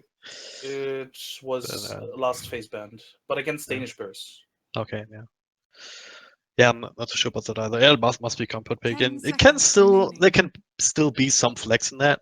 Like offlane Queen of Pain is not 5 unheard of, seconds but it's not remaining. exactly one of these classic Cheshire Cat heroes that you think of when you hear that name. So it seems unlikely. Yeah, I'm going Dire through team ban. some of their picks from the last 2-3 series, and there Radiant was also a team second pick Queen of Pain, so it must be something that they feel just really comfortable with. Again, I think there are a lot of reasons why you wouldn't want to do this, but it doesn't have to necessarily backfire, because Queen of Pain itself, or herself doesn't really give anything away about the 10 overall strategy seconds either, remaining. because Queen of Pain is just a tempo controller that you always kind of want to have in a team. 5 She can seconds still be remaining. part of a 5-man sort of like group up that wants to take the towers. She can go ganking. You can still have some Reserve sort time. of, oh, we're just gonna go for like a cheesy Magnus Troll Warlord strat, something along those lines. Like Queen of Pain doesn't really give anything away, so that sort of makes it okay to pick her early. But again, I think Behold the it just horn of leaves Magnus. Danish Dire players with a team lot of pick. room to counter her, especially in a certain one-on-one scenario. Speaking of Magnus, there he is in the hands of Danish Bears. So, Ace generally plays melee core heroes anyway, so Magnus 10 gonna seconds remaining. help buff that up, whoever he ends up on. Of course, Life Shield has been banned out, so might well be Radiant even team pick. something like a Legion Commander, Troll Warlord, as you said, or maybe something a bit more unconventional, something more late game focused, like a Spectre. Dire But team pick. we're gonna have to wait a little bit longer till we find out, because 747 is Lina for the mid lane, so that should be exciting. Yeah, should be good. Lina versus Queen of Pain does fairly well. She has a longer attack range, which means that it's not going to be easy for Queen of Pain to really harass her. Certainly 10 not seconds remaining. with the Shadow Dagger or Shadow Strike, Shadow Strike. 5 seconds And remaining. Lina has a lot of burst damage against Disruptor. Queen of Pain. It's very potent, very Reserve time. threatening, and overall, again, it doesn't really give away too much of the game plan for Danish players either. They could go both heavy aggressively in the mid game, but they can also take it late with the Magnus, like you pointed out. Just have like a sort of safe lane carry, and you can just easily transition into the late game. Lina together with the Sand King and the Rubik, a very deadly combination in the mid game. Once the Sand King does have his Blink Dagger, and then the Shadow Blade from the Lina, most likely is just a lot of mobility. Yeah.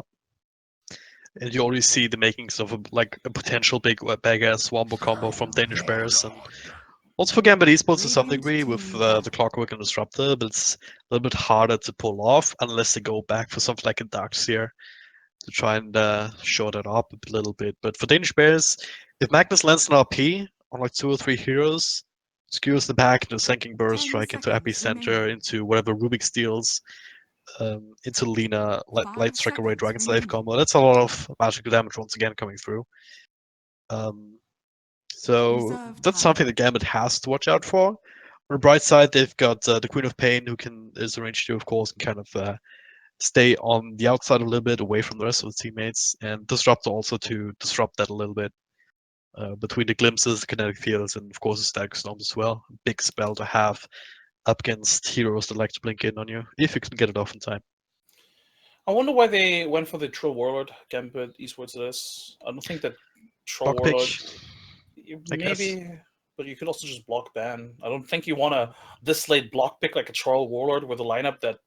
How many heroes can you still pick that make him just Dire Troll Warlord? team Oh, back. suddenly Troll Warlord is such a good pick. You know, there's not a Uh, lot of heroes left. That so Yeah. I think he needs some sort of enabler that can help him be really strong and potent in the mid and the late game. And without the Magnus, I just don't really see it. I mean, a lot of 10 teams, a lot of CS seconds teams, remaining. especially like picking Troll Warlord just just for the fun of it. 5 But seconds remaining. I think that he needs some sort of pairing to be really strong. Otherwise, I think he can fall Reserve off, or he time. cannot just come online quickly enough. And because he is a carry, he's supposed to be Dire that team hard. pick. Like I mean, in the late game, hard carry wise, I think that he gets out carried by other heroes. So I'm not too convinced by this just yet. But maybe they have that one last pick that ties it all together. 10 seconds it's not like he remaining. can't work, like Troll Warlords with the bash 5 especially, and seconds remaining. late in game you get some pretty good attack speed. Obviously, that's just the nature of the hero. Reserve So you're time. pretty much guaranteed a bash when you're man fighting somebody. That's 2 second stun. By the time that fades, you're probably gonna get another bash as well. So he's a very good one-to-one man fighter still. But yeah, you're absolutely right. To make that work into the mid game and to enable him to a point where he can stay at the top of the net worth chart, which is where he belongs really. It's gonna have to be Gambit's last focus here of this last pick. They could also just have the Troll Warrior just sort of be like a pick for itself and just try and focus something. Like you mentioned earlier, I think the Darkseer would work pretty well here. They definitely need somebody to pick up a mech for them.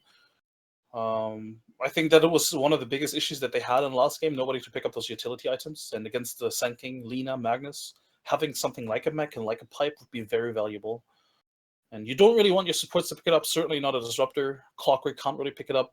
Clockwork could technically go for like a pipe, not necessarily a mech, and I guess Abaddon works fine as well. He sort of fills that role, the sort of like, oh, we get initiated on, and we need somebody to bail us out. He can negate the stuns. He does have a little bit of heal. I doubt he's gonna go for a mech, but 10 seconds. well, I remaining. guess and some I NA could. Abaddons have gone for mech before, so it's not Could. out of 5 the realm of seconds possibilities. But I actually like this pick. Abaddon versus Reserve time. Magnus Sun King Lina. That's pretty nice. It's been a while That's since not we've bad. seen Abaddon. Something that you have to play around quite a bit. And then again, you have some yield builders on the side of DB, so you can kind of use that to try and kite him through the ultimate. But okay, what? I haven't seen that in a while. I actually like that hero. I like how he works these days, and the timing that he hits with, like in terms of when he fights. Because if you get free farm, you can get a decently early diffusal blade, then he goes into Boots of Travel and Axe. And the Axe is absurdly strong, actually, especially when it comes to like sieging down each or like both teams facing up against each other. Just have the creep wave, throw down the Axe.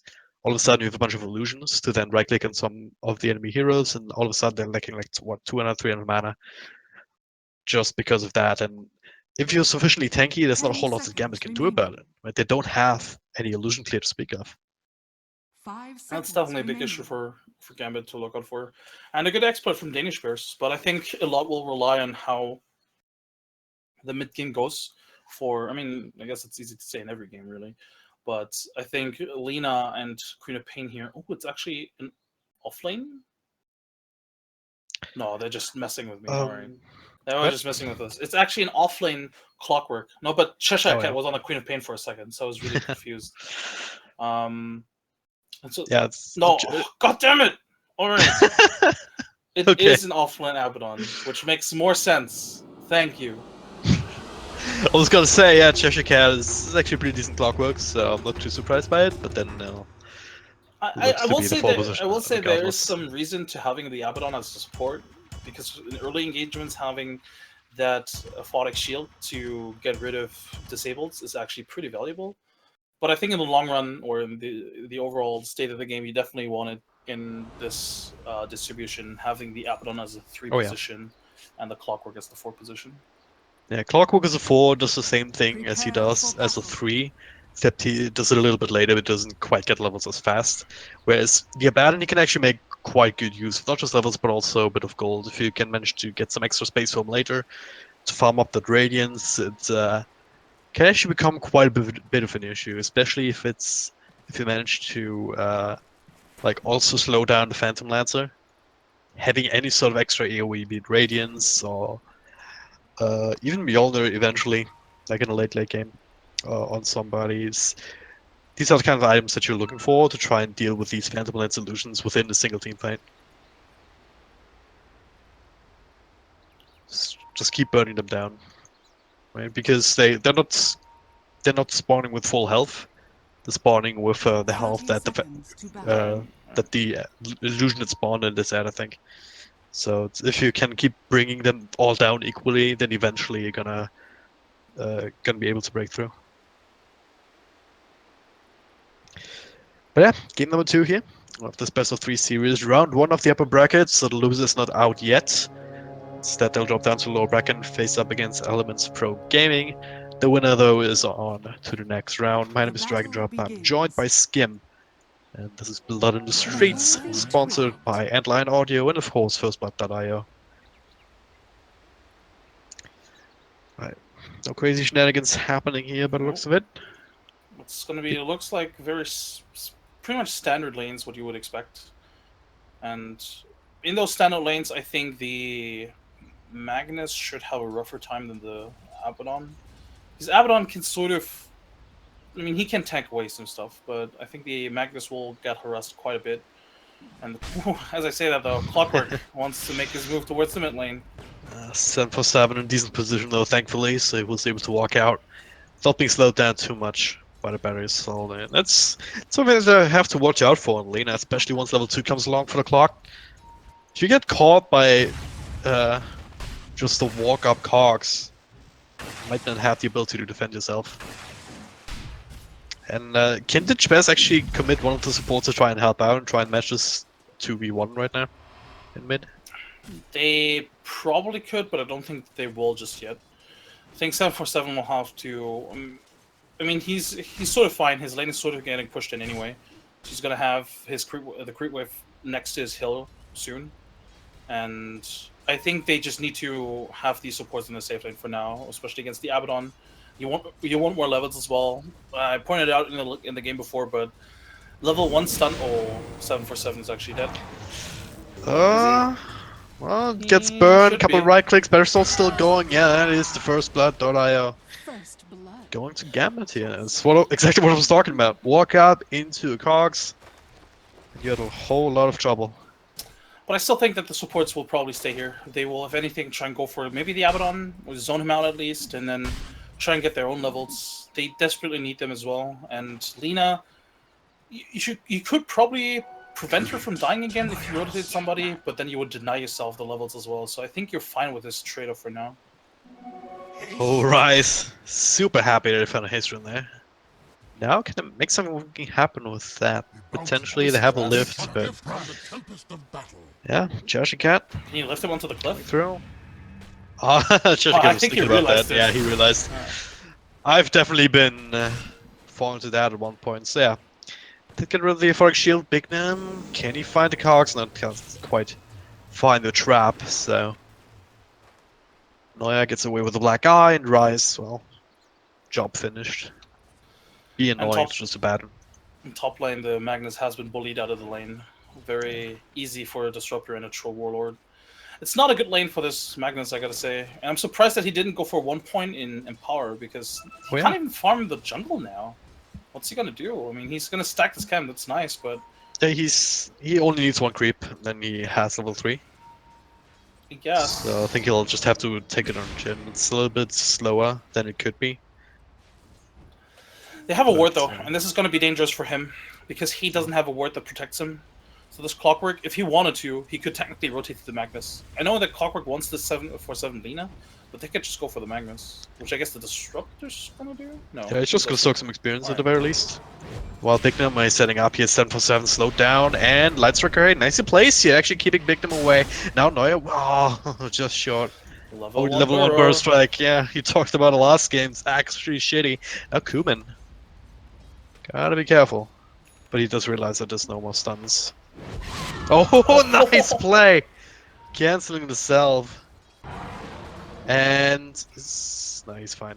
Stick charges keep him alive. So yeah, if this was level 2 of Noya, just had a little bit more mana, Kuman would have died for sure, but he realizes, no, not enough mana for burst strike, 747 is nothing either. So just cancel the self, he has Sword Dominance. And equalize the region situation because Kuman is out of it himself right now. True, but for him the bottle's flying out now, whereas 747 he has to walk back to base to just regen up and can't even pick up a bottle anytime soon because he's so far away. He went for a stick first, or a magic wand I should say, which I think is good. It definitely helps him be a bit more survivable. He needs all the stats he can get, and it's very unfortunate for him, but this is the lane for him for now. He just has to be able to spam his Dragon Slave and hope for as many lasts as possible. Yep. Well, so far he has 17, no denies, opposed to 28 at 11, so in that sense Kuman is definitely winning this lane, if there was any question about it. When it comes to those safe laners, I guess it's kind of a wash with both lanes being abandoned. Do you think Cheshire Cat could actually do more here to try and annoy Ace? I He's think level 4 now, so... Yeah, he's answering the question for you. Yeah. Up until now, while the supports were still there, I definitely think that it was right for him not to be in this lane, but he's level 4 now. Both supports are gone, and this is the right move for him now. Just be in this lane now, harass him, and this is where it actually gets a bit critical for Ace, because Abaddon in a 1v1 is actually pretty strong. Yeah. But Phantom Lancer did get buffed in terms of region here, 1.5 base region, so That's true. it helps a little bit, I guess, but he still will have to burn through his tangos if he wants to keep man fighting Cheshire Cat like this. By the way, look at the ward that the Clockwork planted, which they didn't scout out, by the way. It's perfect vision over the Radiant Riverside. So Queen of Pain is never really in true danger. Oh, he's still walking into them here, trying to secure the rune, and well, not That's do fine. it because the rune spawns bottom. So it's that's good. He knows that he can't really be bursted down by these heroes. Yep. I mean, he's level 3. He's sitting at 860 health I'll points. take It's your pretty tribute. decent. Well, that's the beauty about this Clockwork or support Clockwork in the current meta. He has a lot of HP in the beginning. I think he starts off with like 650 or something, and then he has 2 base armor. That's huge. Actually, does he have 2 base armor? I think it's 1.86 or something. Close enough. Yeah. But yeah, I mean, apart from that, we just see both teams trading farm.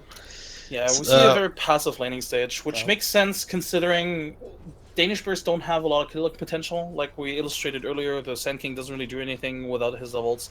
Rubik is not a killing machine, and Lina and Magnus are sort of struggling. Yeah, Gambit, Lena's definitely is. Gets caught again. So yeah, I mean, they can just keep doing that, and it's down to Danish Bears to try and dodge these kind of movements, isn't it? And farm up. It's difficult. The ward that they had in the mid lane, which they thought would keep the Lina safe, got dewarded from the Clockwork himself. Yeah. So once again, the Lina does not have any control mid. And you'd think that they could rotate again. We talked about this earlier. They could just rotate, you know, and sort of like stay mid lane, but it doesn't really help them either, because then it's just 2 heroes that don't really get anything out of the lane. Perhaps looking for Cheshire Cat down bottom. He already used the Euphoric Shields. Another one in 4 seconds. That's been enough here with the nukes and control from Rise to get that kill. Now TP in will be cancelled here as they realize that it's already over. Daxag was thinking about maybe picking up something else, but wouldn't have had the control to make it work. Laning stage for Danish Bears definitely looking rough. They're going to be reliant on this Magnus to sort of farm up nicely in this jungle and come out with a Blink Dagger like in like what 5-6 minutes or something. No. Well, he already has the arcane boots, so bit of extra sustain for him as well as his teammates. Looks like they want to whenever go for a kill in the Queen of Pain. Get some revenge, that would be great. He does have level 2 that blink, doesn't- and it's not being forced out, so it's kind of a hard kill to get, isn't it? Unless you find the perfect initiation. It's just really unfortunate timing because they smoked together with the Lina, but there's no way the Lina couldn't go for this creep wave. There was like an entire creep wave knocking on the door. Oh, now Big Nim on the high ground here. He pops the smoke. And Jig is up. He's walking in.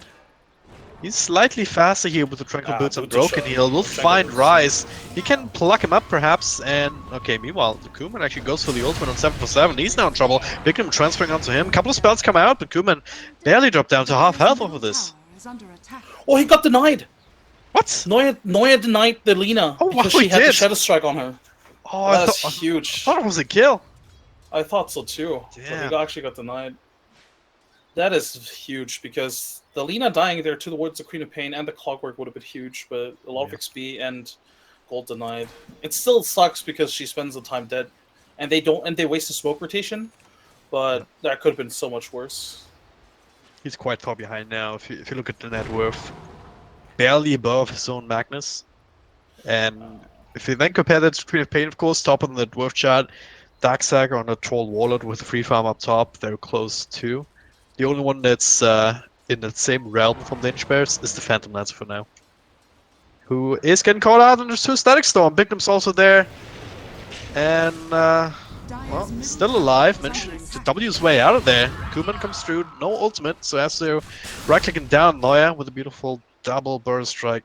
triggering some of these raindrops, but well, Kuman with the blings, with the haste rune. Noise still actually in trouble. Stick charge is available, but wouldn't have been enough either way. Now Rise, he came in to try and help, and now he's getting caught inside the cogs, inside the kinetic field. Gets right kicked down. It's always on the fly. He picks up that particular kill. Now TP to Shrine, they can just use that, and Kuman is ready to go once more to try and deal with 747 mid. Yeah, this is not looking good for Danish Bears. Gambit is definitely setting the pace here, and this is even without involving the Troll Warlord at all. And Troll Warlord just happily farming away. He is now pulling ahead of the Phantom Lancer by 700 gold into his net worth. Has the Vlads, and once he picks up the Yasha, could probably just go for Roshan. They just need one support to maybe go for a medallion, maybe even without the medallion, but this is definitely troubling for Danish Bears, and I think they need to wait for the Magnus or anybody really to pick up a crucial item, and I think it's going to be the Magnus who's going to be the first one to pick up an item. So with that, smoke up and try and look for a kill, because right now they're getting sort of torn apart by the tempo that Gambit is setting. Yeah. I mean, Joe, he's been completely agnostic about everything that's been happening. He has 0-0-0 scoreline. So it's been like bouncing between the top lane, whatever it's pushing in, and at the side jungle. And with that, he's actually getting reasonably close to his Blink Dagger. Needs another 1,000 gold or so, and then he'll have that to try and make something happen with. And also share a bit of experience now towards Rise. Just got his level 5, so these timings of the level 6s on supports, how much is that going to impact their ability to try and fight against Gambit and keep them off them? Oh, well, for now there's a level 6 from the Clockwork Skewer out here on top of the lift. Maybe a bit of a mistake there, Joe. Well, I guess glimpse back anyway with the RP too. Static Storm comes out. More rotations here, 7+7. They almost got the kill on Pigman, but not quite enough damage. Zoned out by this Disruptor ultimate. I think if they just wait a little bit longer with the Skewer, lift the Clockwork to the other side of the cogs, it would have been fine. But maybe a bit of a panic mode there. That's... Oh, Queen of Pain, can they chain it? Oh, she doesn't have Laguna Blade, never mind. Yeah. See if Laguna Blade on top, and now Kuman, look at this, he's actually going for a kill of his own. They will catch always one fly out, but a glimpse back means that his way is clear. Or is it? Hezujo actually gives a glimpse back to the high ground. But he also sees Darksack there, who he really can't fight against right now. Same with the Kuman, who's just angling, just waiting for an opportunity to blink in again. This is Gambit just doing whatever they want all across the 3 lanes even. Yep, that is troublesome for Danish Bears. This Clockwork again. Well, listen, they got the burst strike here, also showing some of the battery assault damage. Can they get the counter kill though? 7+7 does have a light strike array to throw out, but not gonna be in time. Bignum. It's way too much damage, so Noya has to come in to secure the kills. They're at least fighting back. But is it too little? Is it too little? Not even too late because we're only 40 minutes in. But is Gambit getting too much? They're definitely getting too much. A support Clockwork can solo kill the enemy mid laner 13 minutes, 14 minutes into the game. That is troublesome, and it still took them a rotation from the Phantom Lancer to get that kill as well. And they're just always one step behind. The Clockwork always, or Gambit in general, they always have like the superior vision.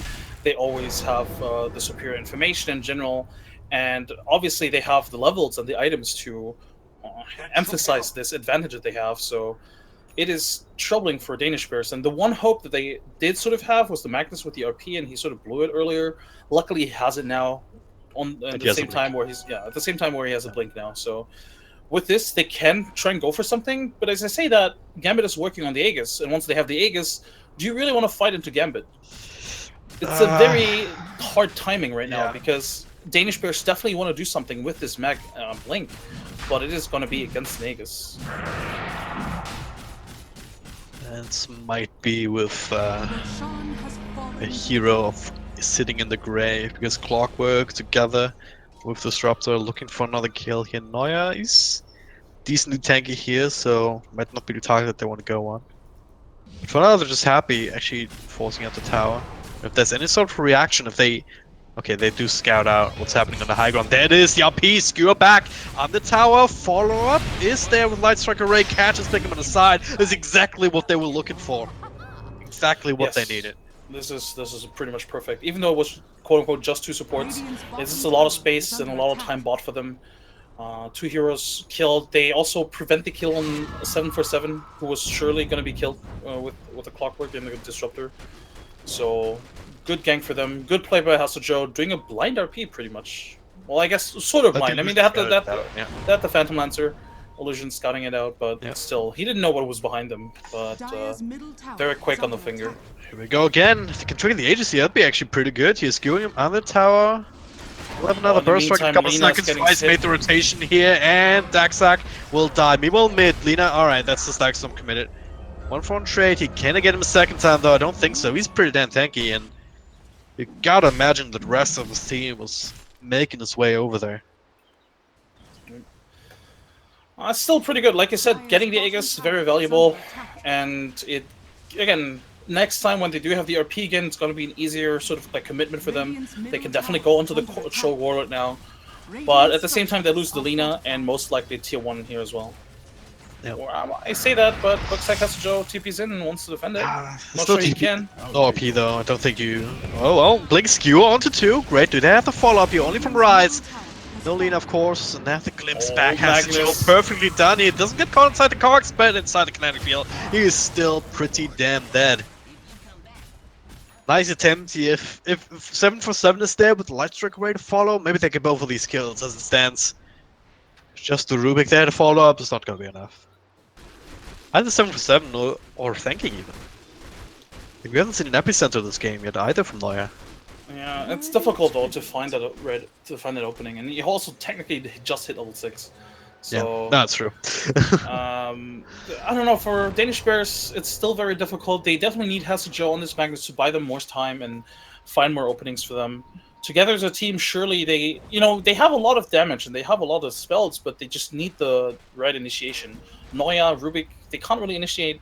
Rise desperately wanted to steal this Blink earlier, but he only got the Scream of Pain. And without any form of initiation, their lineup doesn't really do anything. Yeah, Scream of Pain is not the worst per se, because it taps your farm, and if you are in the middle of a team fight, you can do some good amount of extra damage. But yeah, lacking the initiation is the bigger deal right now, especially when it's Gambit who is looking for a Bignum. Does have the hookshot, of course, if he can fish the right target. It is Magnus in the back. He can skewer out though. Can blink for the RP in a couple of seconds, see if they find the right targets. All of Gambit up here, so potential is there. Bignum, start with him first. Kuman drops in with his own ultimate. Hey, Hasajo, very, very low. Doesn't really want to go back in. It's gonna be 1-for-2 trade here. Both of these supports do die. No Shrine, unfortunately, for DB. Oh, they catch 7-for-7. The vision is there. Into the Static Storm and a double kill for Daxa. Disaster strikes because, well, you're in a situation where you have to run away from a disruptor team. And that is never a good idea. You always have to pay that extra hero. Yep. And Lina, poor Lina. How often did she die this game? 6 times. 6 times. This is the saddest Lina game I've seen in recent times, and it doesn't really look like it's gonna get any better as well. She had to go for a defensive item such as the Force Staff because there's just, the Clockwork is just such a big nuisance, and they desperately needed somebody to build one. But it's just not a great item for her to have, really. Ideally, you want something like the Yule Scepter, Shadow Blade, or working on the Bloodstone, something along those lines. Just can't really get away with just the Yule Scepter, unfortunately, because of these cogs keeping you in anyway. So, well, still gonna have to try and create some more space. But the IP wasn't used in that last fight. And Gambit, well, they blown Disrupt Ultimate, which is back in a little bit. But the Sonic Wave at this point is this big nuke that puts DB out of commission more than anything else. So if they can find a fight now. Oh, they want the Clockwork. Oh, the IP solo on him. Yeah, that's a lot of hate towards Bignum. Follow from Light Strike Array, and they bring him down with the Lagoon Blade before Cheshire Cat can even do anything. But once again, glimpse back, force off on a kinetic field though before it actually connects. Light Strike Array comes through. Static Storm committed. One more right click will barely be enough. Always want to fly with the plays. Making a trade out of it. You know what? it's almost worth it, considering Bignum gave 277 gold. Yeah. And Lina did get the experience for it. And they forced out, 5-man rotation from Gambit. Gambit might be able to get this tier 2 tower, but it's buying a lot of space for these, for Phantom Lancer especially, to farm up and potentially pressure the other lanes. But this is, I guess, this is a big issue, or one of the biggest issues in Danish Burst lineup is that Ace on the Phantom Lancer, even though he has the Diffusal Blade now, he's not ready to fight just yet. Well, he can certainly fight, but he can't be in the middle of it just yet. He's not tanky at all, so he can throw out illusions here and there, try and burn away some of the mana, which he's doing right now. Throw it on his Spirit Lancers. And if he can keep formation like that, you're... Oh god. Oh, the silence. Silence from Magnus can't screw anyone back, and now Lockdown on 3 into the double cogs! As DB are getting torn to pieces here. Neuer trying to run away, but well, we've been over this. You can't do it. Oh no, that instant silence was like pre-cast almost from Two-Man. To be fair, he didn't have an RP anyway. If anything, he could have only skewered them. Yeah, but still. But he doesn't get anything off, Yeah. so he dies immediately. Then beautiful hook shot, he clips three of them. Would have been a 3-man cogs if one of the heroes didn't die immediately, and now with that, you have a Troll Warlord here on your team, you have a ginormous attack speed. They're gonna get a tier 3, 22 minutes in. And they're happy about it. Sand King, the Neuer Sand King, couldn't be part of that team fight because he got instantly glimpsed when he was TPing in. Yeah.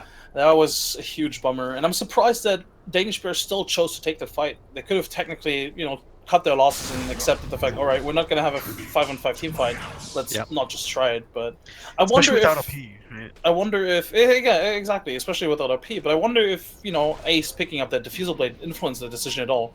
Guys, I just picked up this big item, I'm sure we can, accomplish something, like, I'm dealing a lot of damage.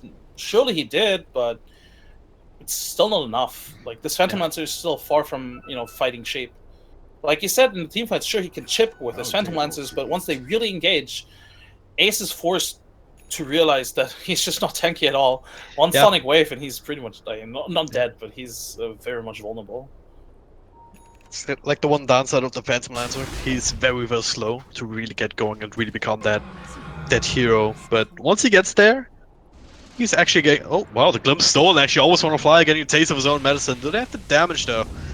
Doesn't appear so, with the Glimmer Cape 2 coming in from, who has Bignum picked that up? He'll be just fine. But yeah, Phantom Lancer, once he has like Axe, Manta, Heart, Butterfly perhaps, or Skadi, one of these big tanky items, and the level 25 too, you get extra 20 strength. It gets harder and harder to deal with him, but he's just not there yet, and it's gonna be a while until that's the case. So Gambit still have a big timing window to win this game in, essentially. For sure. Gambit definitely don't need to feel pressured at all to do something. They do have to be careful. You don't really want to give Danish Bears an opening with some sort of like stupid pickoff. But just the way they're positioning, I think they have very much realized that. The only one that's really ever been alone is Cheshire Cat.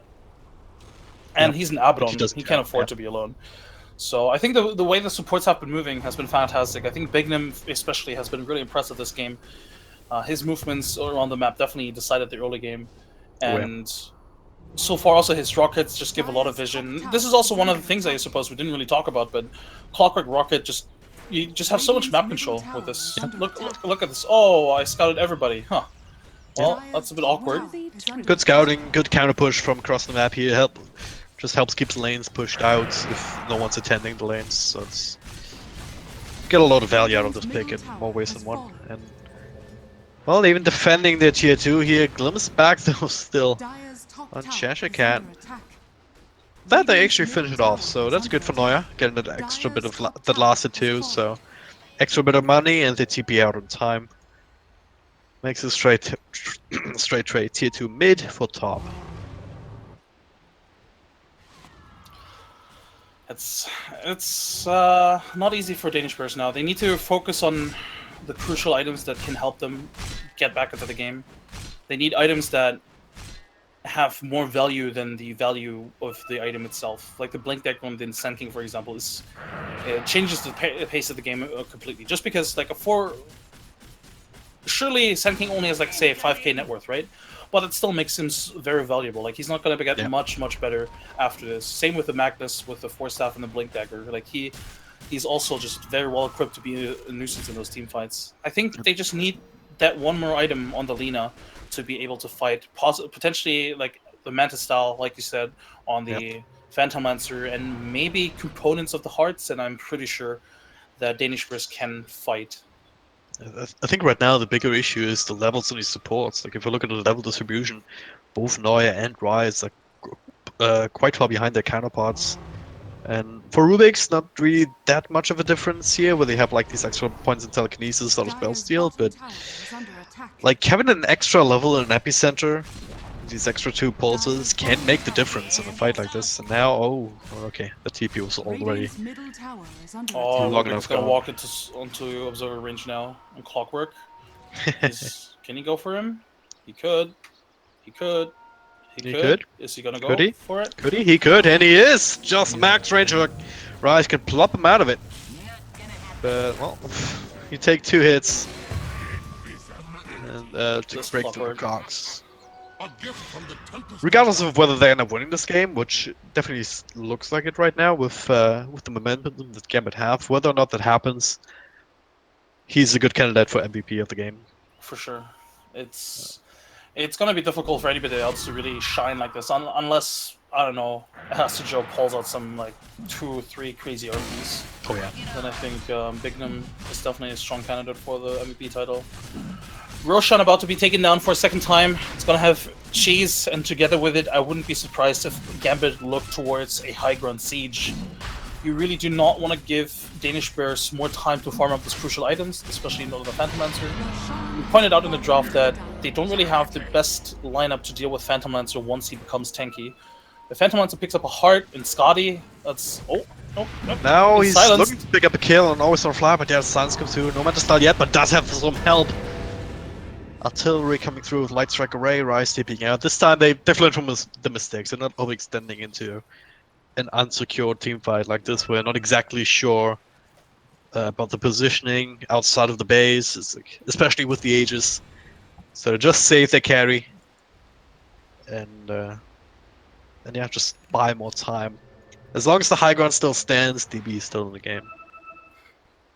And Neuer will have a Mantis down now. I guess... You mean Ace? Ace. Oh my god. I know, right? Ace.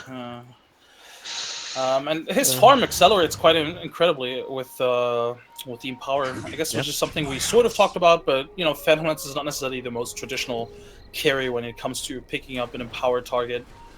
Yeah, but it is something that a lot of teams used in the past. Alliance comes to mind. They definitely like pairing up these 2 heroes. Gets secured back. He's kind of alone. The rest of his team a little bit further out, but he is quite tanky. Down to half health. Now Glimmer keeping him alive. Now the silence up to Ace. He's actually in a bit of trouble. He needs some help. The ultimates are enough to pick him off. Rise, secondary casualty, 7-for-7. He was too close to the action. He will drop 2 with another Orchid charge. No buyback. This is unmitigated disaster. Both cores down for 50 seconds. No creep wave immediately in vicinity though. That's the saving grace. The creep wave. It's gonna take some time, but still, this is likely mid-rax. There's no way that like Neuer and Hasajo should just not even be there. I guess Hasajo could throw a shockwave or something, but that's pretty much it. Middle tower is under attack. Oh, they want to go for the bottom. Oh yeah, sure. Bottom doesn't have a tier 3 anymore. Yeah. Just take those Rex then. Glyph's available, like using it now, trying to lay a little bit more, but yeah, unless they... I don't think you commit the IP here, just don't have the guarantee of a kill. But just, yeah, it's sad as it sounds, you have to give up this Rax, and now, oh, Blink Skewer. That's a nice Skewer. Yeah, he does have the Aegis, so if they're not careful. Not pop it. Yeah, that's an Abaddon. Yields forward, 7-for-7. Follow Black Strike Array, still has the that ultimate, of course. That's good. So that actually deters the Gambit from fighting anymore. Yeah. I will say though that Cheshire Cat, he has the Radiance. He has had it for a while now, and once he builds into tankier items, he too is gonna become unstoppable. I haven't seen that matchup yet, Abaddon against Phantom Lancer, but I would imagine it to be quite interesting here. The Abaddon is just like is farmed like that. don't Well, have a I- high mana pool compared to like your health pool, especially if you end up going for hearts. So the damage potential against the Abaddon from the Phantom Lance is always going to be limited. True, but it's still Phantom Lance a favorite. In most Worthy cases, tribute. it's just awkward because you get kited very easily. You don't deal any damage towards the illusions outside of your radiance, really, and yeah, you just run out of mana pretty quickly. So you really can't use anything but your ultimate. Yeah. And the ultimate gets popped pretty easily because there's like what 15 illusions hitting you at the same time.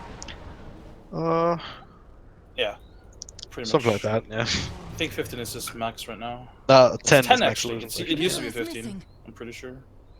Anyway, So 10 plus the actual Phantom Lance plus the mental illusions, so get up to like 13 units at Yeah. most.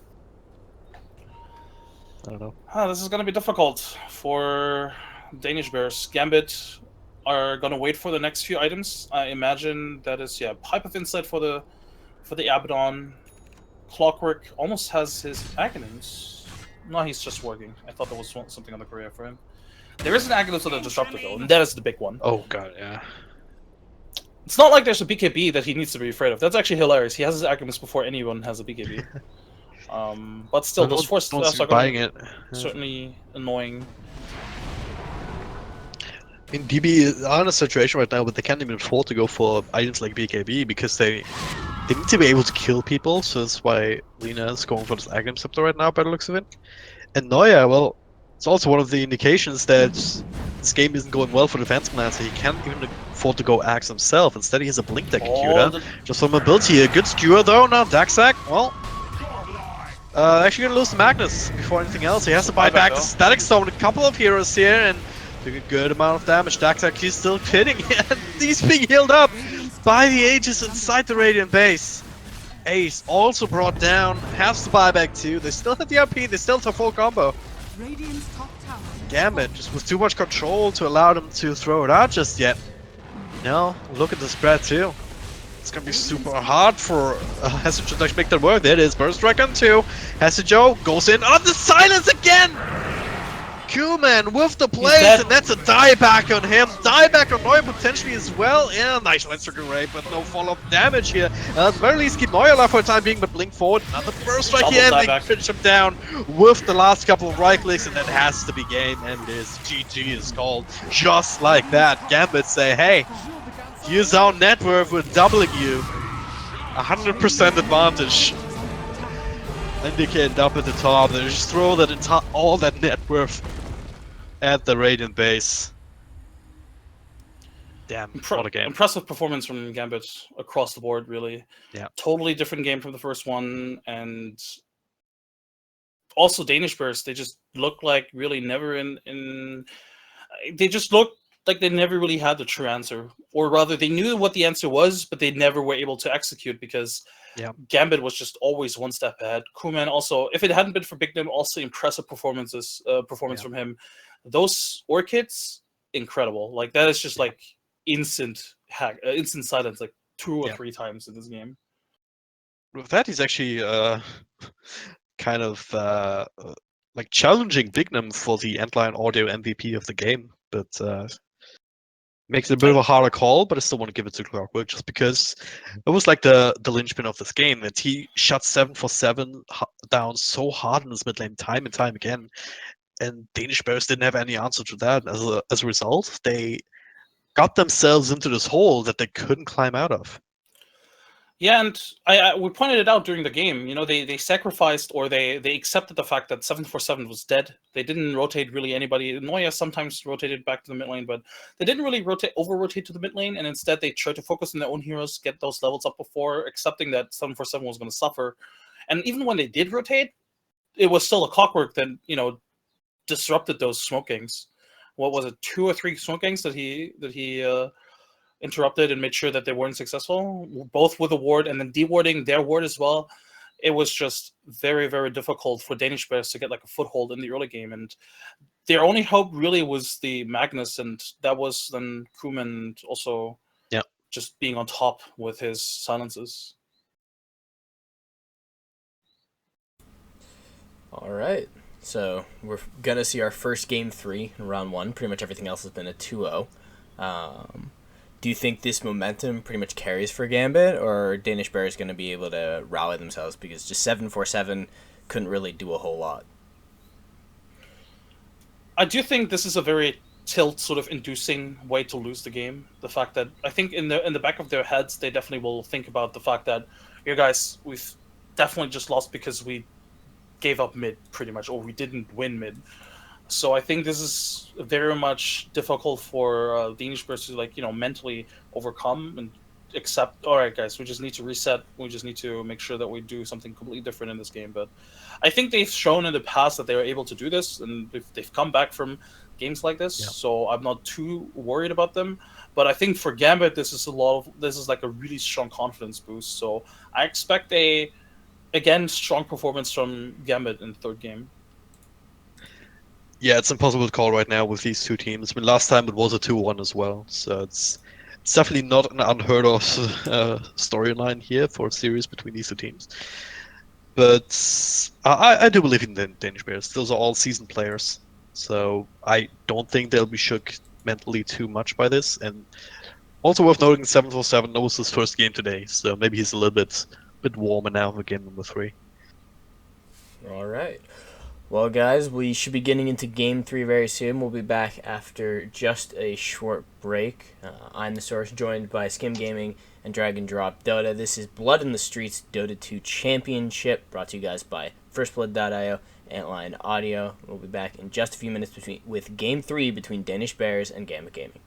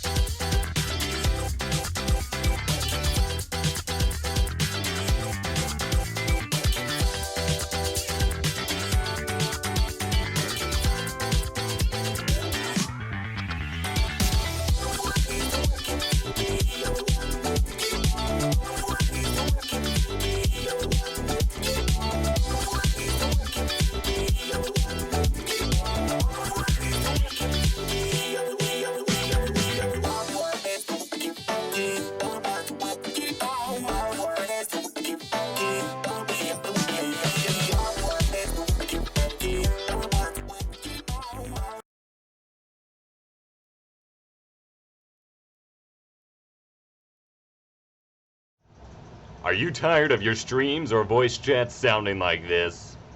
Do you want the comfort and quality of high-end headphones without sacrificing microphone quality? Antline's Mod Mic 5 is the perfect solution. Their dual capsule microphone attaches easily and securely to your existing headphones and fits within any setup thanks to the modular cable system. It comes with a cable wrap to protect your wires, an optional inline mute switch, and sounds a little something like this. Check the link in the video description to learn more.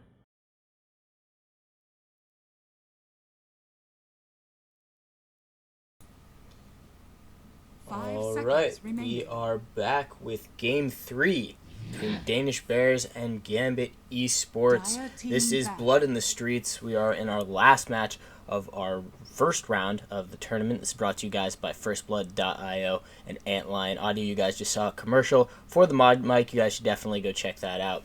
And I'm joined by Skim Gaming and Dragon Drop Dota. Our draft is starting up, but took a little while for the players to get into lobby. Maybe 747 was rethinking his strategies after how rough last game was for him. And maybe that shifts what Danish Bears decides to do in terms of how much they're going to prioritize protecting him, because it seemed like shutting him down really opened the game up for Gambit. Yeah, absolutely. And this time around, Danish Bears already making that adjustment, not letting that clockwork slip through the nets again. And would probably draft a lineup that can respond to any sort of aggression from other heroes in an appropriate way to make sure that 747 just doesn't get taken out entirely, because especially on Lena it can be quite hard to play from behind and still be impactful if you don't keep ahead of the curve with the ganks, with the burst damage, because that does tend to peter off into the late game, especially if you're dealing with tanky targets like a Clockwork, like a Troll Warlord even. So yeah, game number 3, not an entirely unexpected scoreline, but right now all bets are off. Either one of these teams has shown that they can play Dota and that they can win Dota. And Danish Bears have paid respect towards that Clockwork and decided to ban it again. They let it through for the second game, but not this time around. And Gambit, this is pretty much the first draft again. So we have, the same bands and the same sort of like start picks. And Witch Doctor, is it going to be accompanied by the Bedwetter again? This looks mighty similar. Yeah. Yeah, I feel like we've been here before. This time alright. That's also been banned out in one of the last couple of games. Last game at the very least. I think so, by Danish Bears. Yeah, and I want to say Gambit have run that before as a safe laner for Dax. Yeah, it's definitely one of the most annoying heroes to deal with. I think I've also seen an offlane from them, or at least, I think the way that the Venomancer is played these days is either mid, core, or carry, or offlane. Like, he definitely is played as a core, and he's very potent as a core because he can build up a lot of items, can come very tanky, and can be both utility core, with a mech and whatever you have like even a pipe sometimes, but then he can become also just a very big nuisance in those team fights. And Danish Bears immediately go for a puck. Also, again, one of these things where, it's not necessarily a bad thing to pick a puck this early. Usually mid heroes or usually cores you don't want to necessarily pick this early, but similar to the Venomancer, puck can be in multiple positions. We've definitely seen Hestajo play the puck, but also 747. So this is a very open pick for both sides, really. Both Gambit and Danish Bears haven't really revealed too much just yet. Oh yeah. And this is pretty much standard in this day and age, in this patch in particular. So I feel like very rarely we see teams give up what they want to do early and give up like the huge elements of the draft early, just because there's so many of these kind of flex picks and these heroes that can work in different lanes. Or the flip side is some heroes you can just pick up in the first phase, and normally they're so strong that you know what's coming, but you might still have a hard time dealing with it. Yeah. A lot of these heroes are, of course, being banned out. Like the Nyx Assassin as well, also one of these super popular heroes these days that fits that particular niche. And of course, the IO, well, an all-time favorite.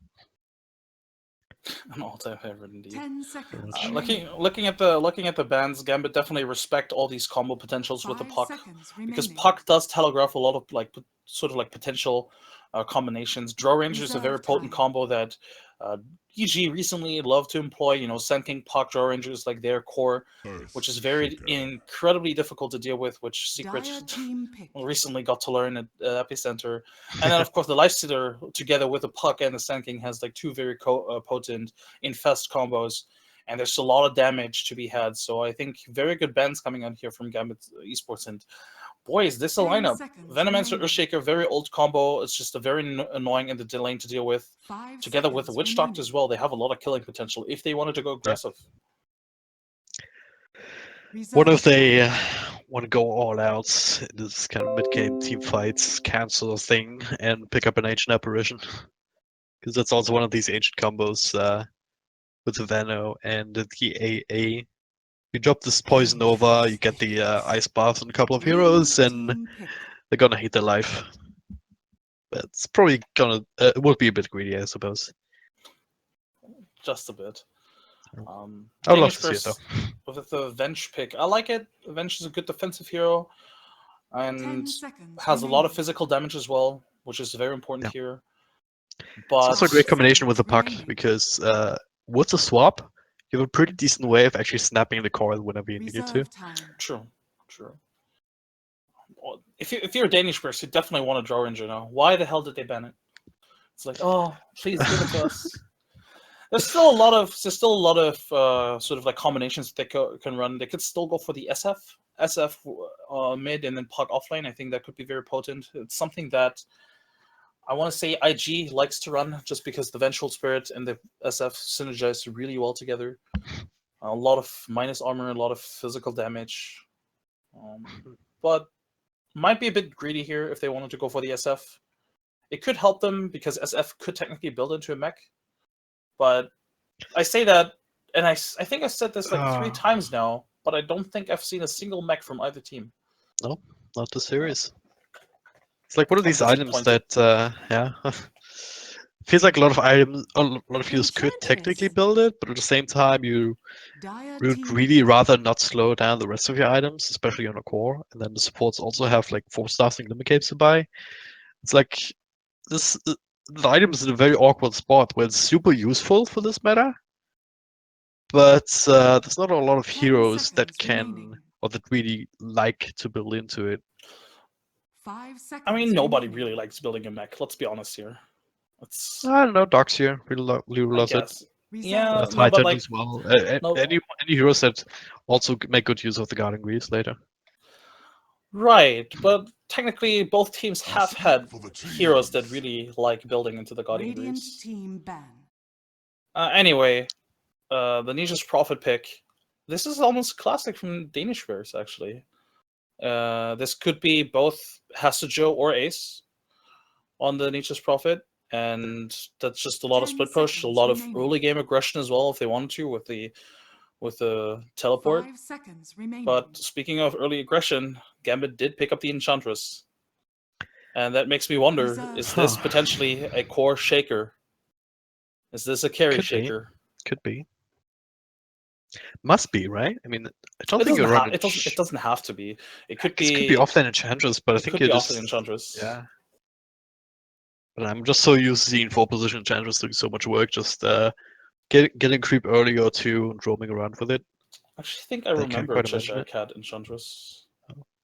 I'm gonna look it up I now. don't think I do, but with that hero, I mean, you're gonna want some extra magic burst. They have a decent amount already, but I wonder if Danish Bears are thinking about the 747 Mirana right now for the middle lane.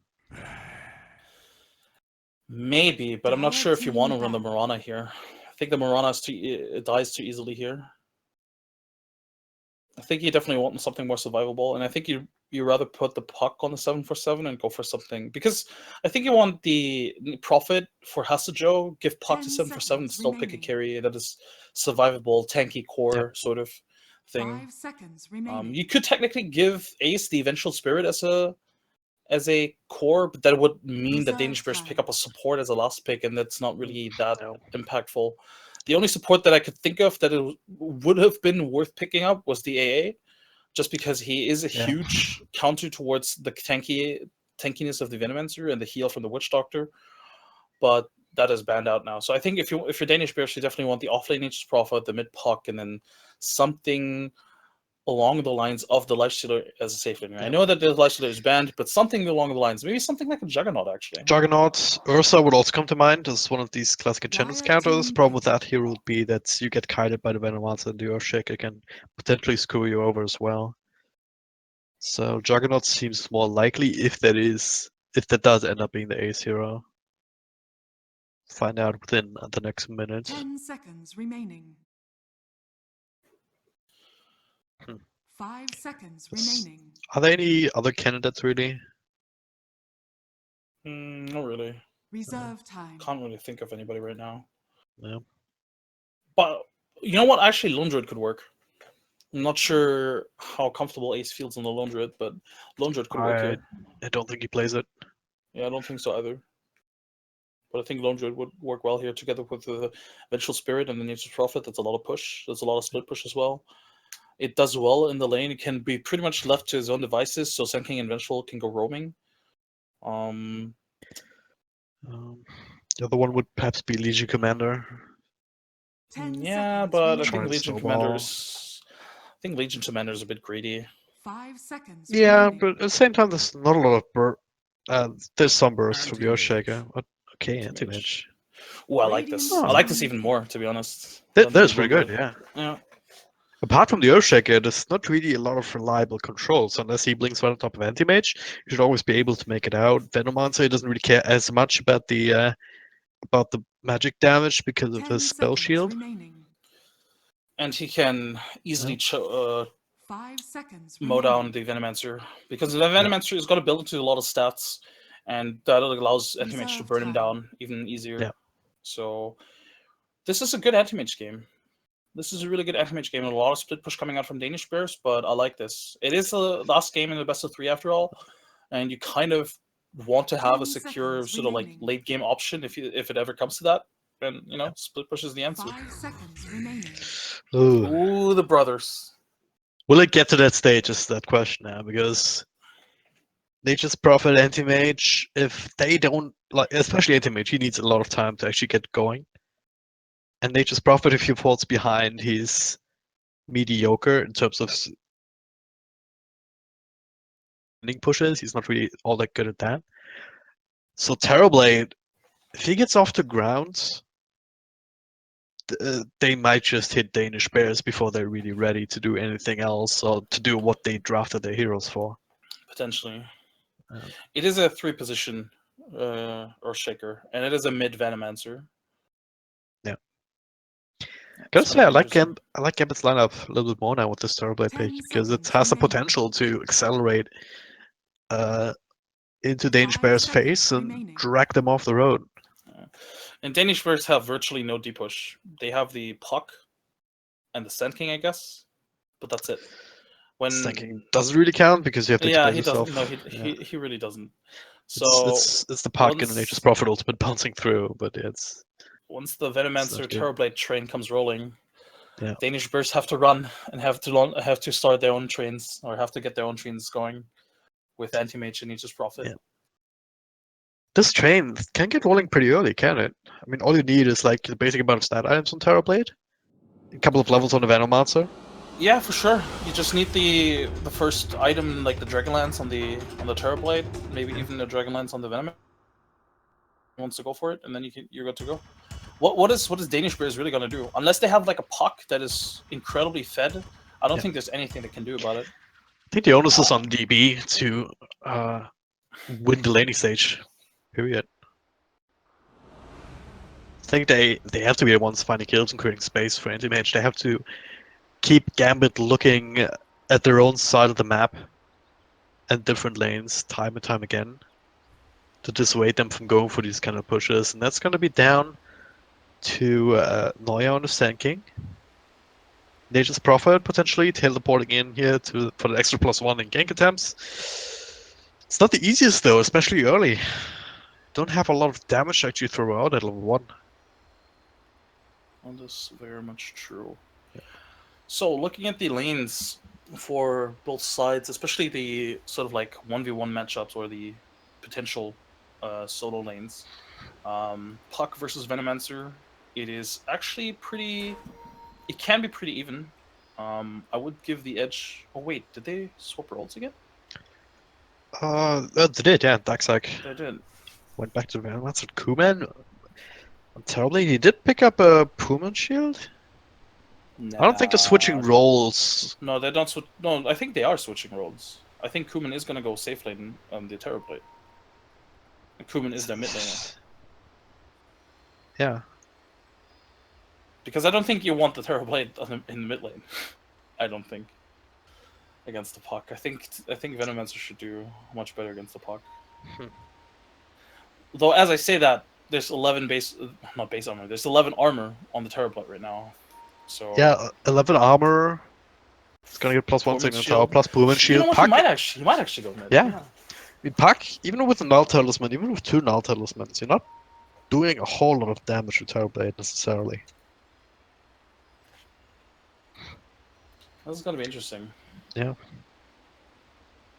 But as I say Find out that, soon, we hopefully, are in a pause right now. Yeah, I know 7-for-7 is having some issues. Like, he was, of course, he wasn't even there for game number 1. Then he took some time for game in this particular lobby to actually get into it. And now he's disconnected. I guess we need Kurt as a stand-in again, huh? What a shame. Remake, please. I don't think that'll happen.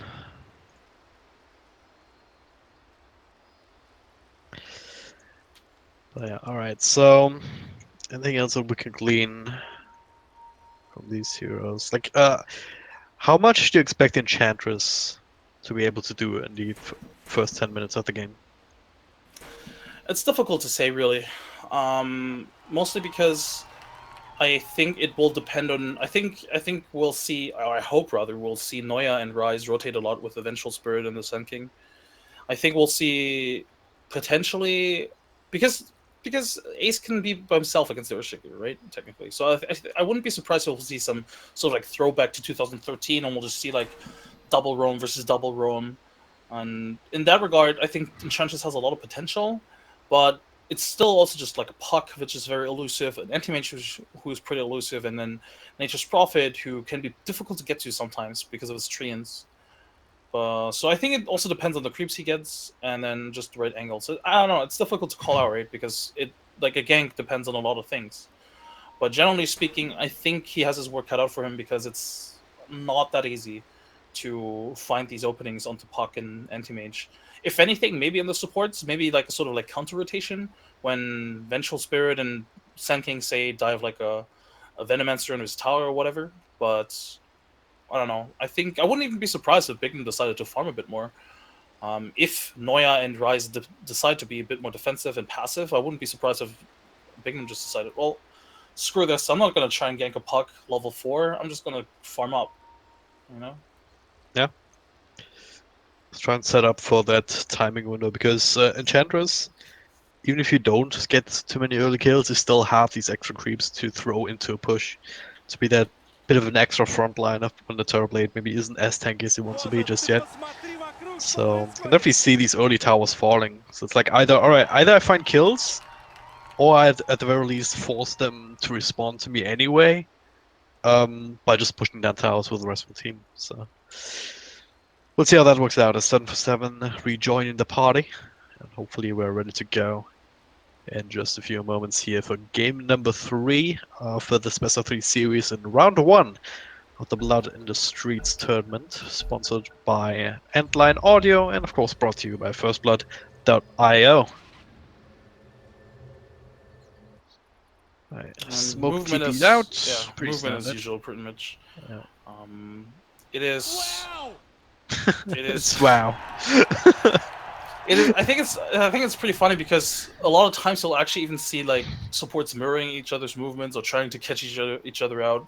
I think it was the first game, was it, or Earthshaker or somebody met up with, or was it the last game? I don't know. But so you know, you just run into each other. You're both smoking. It's like, oh, pretty awkward. And it's a guessing game.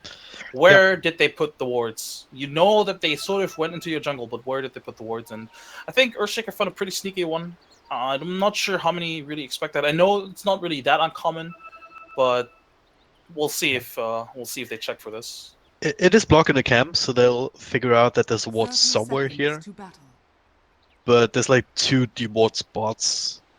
But yeah, you need 2 sentries to cover this whole thing. So if they like deward on the wrong side of it, it would be a bit awkward. But yeah, it's, as I said, it's a guessing game. Like you throw down the dice, and then either you have that vision advantage or not. It's like a couple of different ways that it can go. The battle begins. But yeah.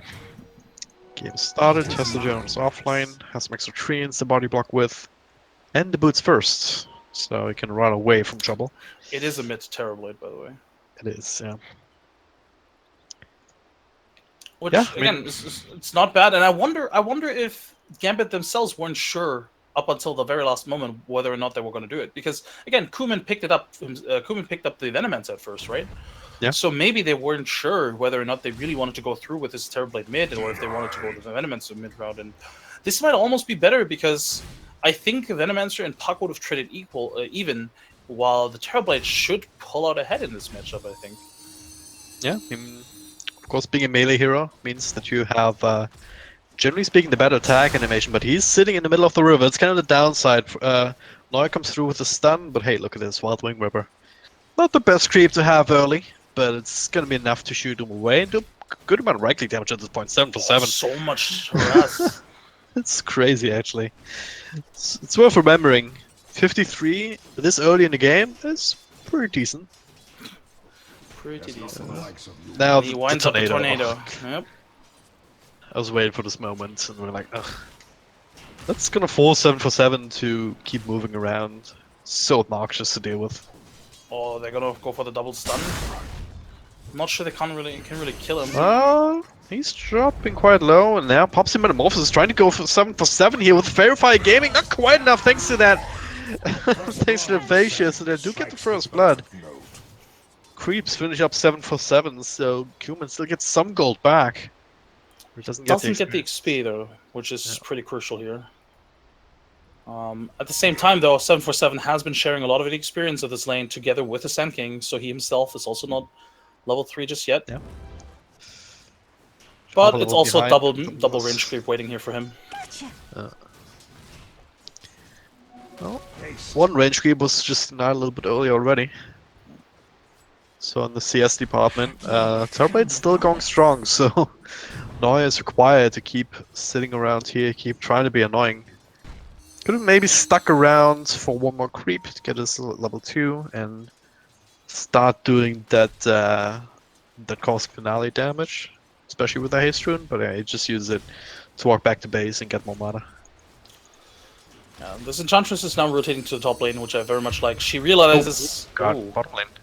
I don't think that should Caught happen. the tail end of that, yeah. Resojo just right-click him down, caught outside. Good rotation from Ryze, though. I'm safety. not sure they expected that. Yeah. But yeah, the point I was going to make is the Enchantress realizes that the Venge and the Sand King aren't in this safe lane, so she's just interrupting this anti-mage farm as much as possible. Made him miss the last hit there with the boulder toss. So Yeah, good. hey, that's valuable. That's like a, what, 20 gold boulder toss. Yeah. On top of that, Noya's still doing alright. Kind of left alone here to his own devices up in the top lane. Of course, anti-mage with the Boomerman shield, as well as the Quelling Blade. Well, Melding slowed down with the gale too. Oh, crewman, he's dead. Most Oh, likely. Yeah. he's dead maybe for he sure. is. One more right click there, has to Joe. Still alive somehow here. But that last right click will come through. And they get the kill on the Hasujo and Nature's Prophet. To be honest, though, I think if you're Gambit, you're fine with this, because whoever was gonna be mid was gonna be dead anyway. Yeah. Top lane, some crucial stuff happening there as well. Ace. Those are like the first golem expired, so the shot golems came through, which were 2 more boulder Double tosses. Yeah. But Ace blinked it away from it, Dyer's top so he tower is disjointed under that, and it's actually crucial. He only has a salve left, and that would have popped him down to like what, 300 health points or something. Those things do a lot of damage. But yeah, middle lane, Kuman, trouble again. Noya found himself an Nimbus student. And might be able to cancel self, and he does. So Oh, bit we'll unfortunate stick for at half Crewman. health. But Enchantress is making her rotation from behind, and she has a satire. That's a lot of It's the OP creep. damage. 7 for 7. Oh yeah, there it is. The burst comes through. One more right click. He will dodge that one. Not actually fast enough, so maybe with another nuke they can still bring him down, but Rise with the presence of mind to throw out the stun. 7 for 7, not out of the woods yet though. He's literally just inside the woods. Will find himself a bounty rune. And oh no, he just skilled up illusory orb. So now he doesn't have enough mana. And Pignum is just a bit waiting for him awkward. to He fly knows across. he knows what's gonna happen. Oh no, 7 for 7. Still alive, has to deny himself to Roshan. Try and dodge. With a face shift, the auto attack maybe, but unable to do so. Bignum with a good position in play. Meanwhile, up top, they do get the kill with both supports. Finally rotating to help out Ace. Dire's Yeah, bottom this tower mid lane is not really going as expected. Sure, they've invested in killing this Terrorblade, what, 3 times now? 2 times. But at the same time, he's still ahead in terms of CS. And he's level 6 now. Like, this Oh, we're gonna try Terrorblade again. is not having a bad lane by any means. are fortified. Oh yeah, well, caught between rock and a hard place here with the wraparounds. Gambit, nice little fissure block 2, follow up stun with the Centaur. So they did try to go for this rotation, but Gambit on top of that this time around. And Rise Dire's should bottom be able to tower walk it is off. under attack. It's the only Yeah, Chatter Cat He here. should be fine. Yes. So yeah, these early investments from Danish Press just not paying off, and Hester can't really stay in this bottom lane against his Venomancer because Venomancer and his wards are just too much to handle for this Nature's Dire's Prophet. bottom tower is And under attack. this is Gambit just pulling ahead in the laning stage, 2 lanes out of 3 at least. Rise just took 300 damage from a long range fissure Radiant's top and some tower creep is under spells attack. from Bignum. It's quite interesting. Oh, mid And lane, bottom Kuman. lane. Always on a fly dies. Kuman almost blocked in 7 for 7. It's very hard to keep up with this. Yeah, It's just a lot action of all over aggression. the place. Just cheeky with a Sunder, trading HP with a puck, and 7 for 7. It's got to be really frustrating. You know, after the last game, you have a lot of anger built up, and then this game around, you're like, yo, I have 2 supports that gank you, and you're still not really accomplishing anything. Well, maybe Maybe this now? time though. No mana, Neuer with a follow-up crush. There's a fissure.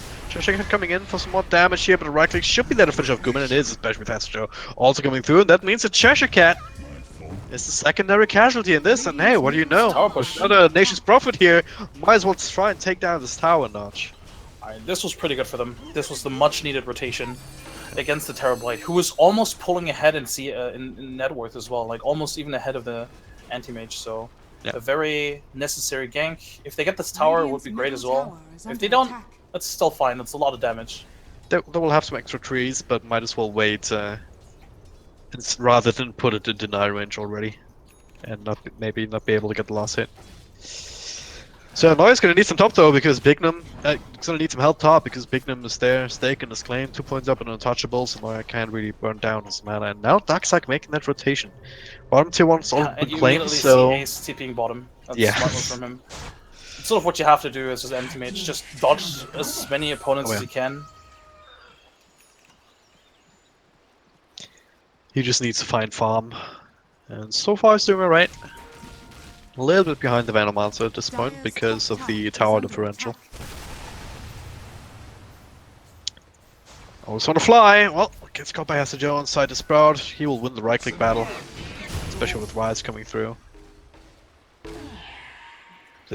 These are the kind of things that Danish bears need to keep finding.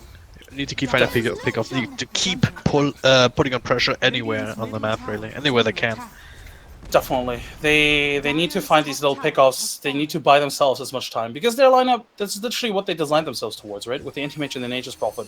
They just want to win this game through a split push and a bit like cheeky, sort of like late game transition. And they just need to buy themselves time. Just as long as they could delay this sort of like death push that is inevitably going to come from Gambit with the Venomancer and the Terrorblade. As long as they delay that, that's perfect for them. Yep. Getting some towers of their own at top lane. Darkseid is, well, he's just saying, hey, if no one's responding to this, I'll just set up shop at the next tower, spend these plague wards. Max level at this point, Bigman comes through with some extra creeps to help out. So, yeah, DB will give up this T2 tower. They'll have to. They have to. There's nothing they can really do about it. We pointed out in the draft they don't really have any sort of like counter push or deep push. What are they gonna do?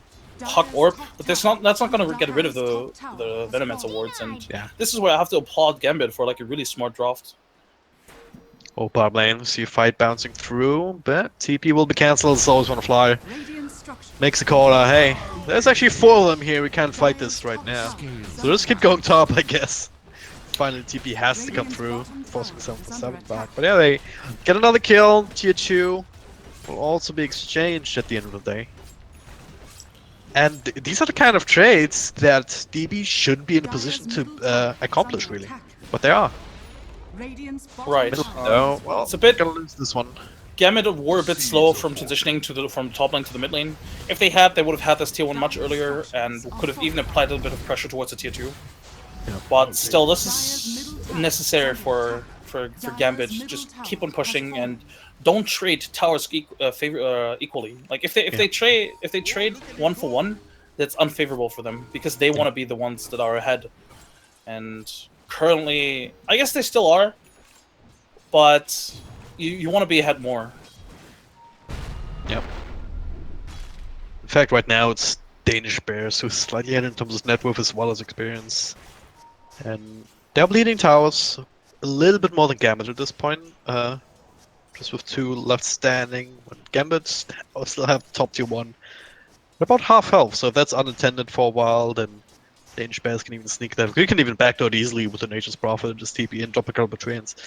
If you see all the heroes elsewhere on the map, but yeah. So far, so good for DB. And now I forgot what point I was gonna make. God damn Maybe it. we'll get to maybe you'll get to it later. Anyway, for DP, it's a bit of a shame, but Noya hasn't really been able to find anything in this game. I mean, I say that even though he's been part of a lot of kills, but as a 4th-position Sand King, you really want a bit of experience and gold for yourself. But he's sort of always had to be in the tree line, waiting for somebody to do something. He's always trying to be protective of 7 for 7, and hasn't really been able to farm something for himself, which he's doing now.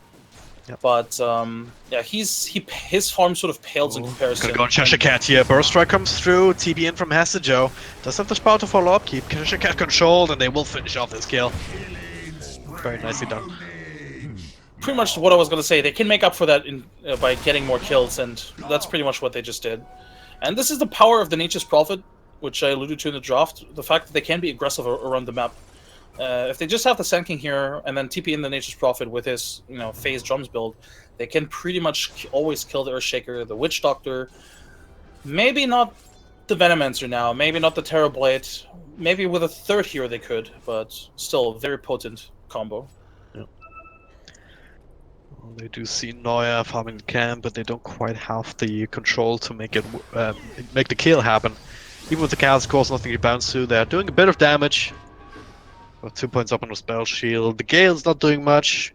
The Maledict either, even with the Veil of Discord. So he'll be able to defend that one and get his Battle Fury by the 14-minute mark, I want to say. Pretty good It's not timing. perfect. It's not perfect by any means, but it's still pretty good. Yep. Ace definitely didn't have an easy time up there, so all things considered, still pretty nice. Treads Battle Fury. Look at bottom lane again. Oh boy. Oh yeah, just sitting aside, waiting for an opportunity. He wants some Earthshaker booty. I think they're waiting to see whether they can maybe get some other help, or waiting to see where the rest of Gambit is. I think they want to see what the rest of Gambit is. Yeah, there are some illusions pushing the creep wave pushing mid, so they do see Kuman. That's, I don't know. They could probably kill Cheshire Cat if he just burst strike into an epicenter. Possibly, maybe now with the Vengeful Spirit. Yeah, they were waiting for the Vengeful Spirit, I guess. There it is, epicenter burst strike. Follow up stun, just to make sure. It's a good Just kill. It's a very good kill. Again, these 2 supports from Danish Burst, they didn't really get too much time to farm up or get experience, so all these kills are very important for them. Because if you compare it to Gambit, Gambit's 4th-position support, it's Enchantress with a Midas. You're not gonna compare to this. Yeah. Like, they're always going to be ahead. So this is going to be really important for Danish Bears to get this Sand King up and running as quickly as possible. The Vengeful Spirit doesn't need much. She has a medallion. Rise is used to not having anything, so her state of farm is pretty okay. But this Neue Sand King, he needs the Blink Dagger badly, and he cannot afford to die in between as well. And he's getting scattered out now though. Yep. It's gonna be fine. Need to pick up a few more breadcrumbs anywhere across the map. But at this point, you do have anti-mage with the battlefield completed, so Ace is gonna soak up more and more farm going forward. He's going for the Vlads, so very solid builds, but a little bit slower than some others that you can go for if you were a little bit more ahead. Like sometimes you see anti-mages skip the Vlads and go straight for the Manta style, but it's really dependent on someone else on your team having some sort of heals or some sort of sustain for you. Oh, they So want the don't have to go for Venomancer top, yourself. but they're not gonna get him. In fact, they might even Very hard be kill. turned on. Well, there's Bignum, throws out a heal, a couple of heals around him, but they don't quite have the magical burst to bring him down. Rise! Gets cancelled. They do see him there, so the cask will connect just in time. That'll be the first casualty to just leave the ward to finish him off. Dire's middle tower Looking for is under more. attack. Oh, shooting them Oh, away. Crewman, he's Crewman, by okay. himself. They can get They him. know He doesn't he's have by enough himself. mana for Sunder. Call comes through onto him as well as Lucians, and yeah, that's a kill. 4 years around you, there's really not much else to say about it. Dire's middle tower is under attack. That's a Gambit too late to help out. That's a pretty good one. Prize. Yeah, that was a bit too risky for him to show himself in the mid lane like this. No, even though his team literally just showed themselves top. He was inviting Danish Bears to really get a kill on him, and it's not good for him because he already was falling behind in terms of farm quite a little bit. He's fourth now in terms of net worth, and this just gives him a bigger disadvantage when it comes to that. Seems a bit odd. I mean, sure he's been pressured in mid, but he's been keeping his own in terms of farm in the laning stage anyway. But he It's hasn't really difficult- accelerated much outside of it. Normally, you see Terrorblade just disappear into the jungle and get huge. Yeah, but they purposely gave Earthshaker a lane to farm up on because he needs his Blink Dagger as well, and he has it now. And you could tell the moment that Cheshire Cat got his Blink Dagger, he vanished from the lane and gave it back to the Terrorblade. So I think we'll see an accelerated farm now for sure because top lane. Earthshaker doesn't need much more. Yeah, he's dead. What? How did they find him inside the trees? No, he's been chased into the trees from the Okay. lane. Like they were chasing him for a while now. It was a bit goofy actually. Oh well, at the very least, Ace is still doing well. 2-0-1. Radiant's bottom tower So he's is doing under his job for now. Does have the lads, Treads, Battle Fury, Manta Style next on the docket. So stock and standard anti-mage build. And when you see this when you see this bring Danish Bears some more results in terms of kills or towers? I think the Yasha is gonna be. I wouldn't be surprised if they even took a fight without the completed Manta Style, but just with the Yasha, because that item alone makes him very potent in fights. Surely he's still a bit squishy, but it just makes him much more potent. And they're gonna go for the Aegis first, which I also like. They have the medallion and they have the lads. Makes it that much easier. But Don't think this I has think it been was scouted scouted out. out. No. Nope. There's no vision along this axis that they've been going. They were smoked up and they TP'd in as well, so this is Yeah. perfect. Yeah, this dead already. With the help of that, the Treants tanking and a medallion onto Vengeful Spirit. Gambit was all around this pit, but they were none the wiser. They feel robbed Yeah, they got it. right under their noses, and this is huge. Anti-Mage is basically not a target anymore for the next 6 minutes, and he's gonna finish that Manta Style without anybody really disrupting him. I don't think they can kill him twice, because that would. Yeah. I mean, Danish Press is always gonna rotate, right, to save him. By the time they kill him once, so It's just a simple matter of not having enough stuns too. yeah. I mean, you do have the damage with Terrorblade technically, right? He does still throw the ginormous amount of physical with that Metamorphosis. We haven't really seen it this game, but it's definitely something that you have to keep in the back of your mind. So, hey, once again, it goes back to the draft. All you really have in terms of lockdown is the Earthshake. which is a fairly low cooldown on the enchant totem, I guess, but I don't think it's gonna be enough to kill him twice. Oh, and by the way, something I guess we didn't really mention is the fact that because they have the Puck, they have the Anti-Mage, they have the Nature's Prophet, Danish Burst is always going to farm on the other side of the map. Like, they have mobile heroes. Oh, 7 for 7, they're gonna go on in, Echo Slam! And just was brutal. a couple of ultimates used, and even though they missed the... Oh, Absolutely Daxac? brutal. Oh, I should be down. fine. Yeah, level 2 mana void. It's not gonna be enough here on this mana pool. Just throwing in a couple of right clicks, trying to. He also has a pipe. Like, Daxac is really tanky. Anti-Mage by himself is not going to kill him for now. If he had the Vengeful Spirit with him, I think that would have been a kill. Yeah. Extra minus armor, extra stun. Yeah, that's the a good amount of minus especially. armor. Yeah, you have -6, -7 from the medallion. Starts adding up quite a bit. Now maybe they can make use of that. Daxac, he's out of mana for the Nova at the very least. Still That was a bit does have the awkward. Gale. Now TP reactions coming through. Bignum. Cheshire Cat has 1 fissure. And a Soul Ring available for some more shenanigans. But for now, Ace is just... I really like this, the way he's playing this. He realizes that, alright, I have the Aegis, they can't really touch me. At the very least, they don't want to try, because it's gonna be wasted, ultimately. So he's farming very aggressively. He's farming on the Radiant side of the map, which not only creates space and keeps Gambit back, but also opens up their own jungle for the rest of his team to farm and create a little bit more gold for his teammates too. Yeah, him and Hasujo have definitely taken away a lot of resources from Gambit, and this is also part of the reason why. Oh, to see Bignum. Oh, Stun, is that gonna be follow enough, up, though? there's the magical burst from 7 for 7 coming through. alright. So the answer is yes. Cheshire Cat a little bit too late to help out.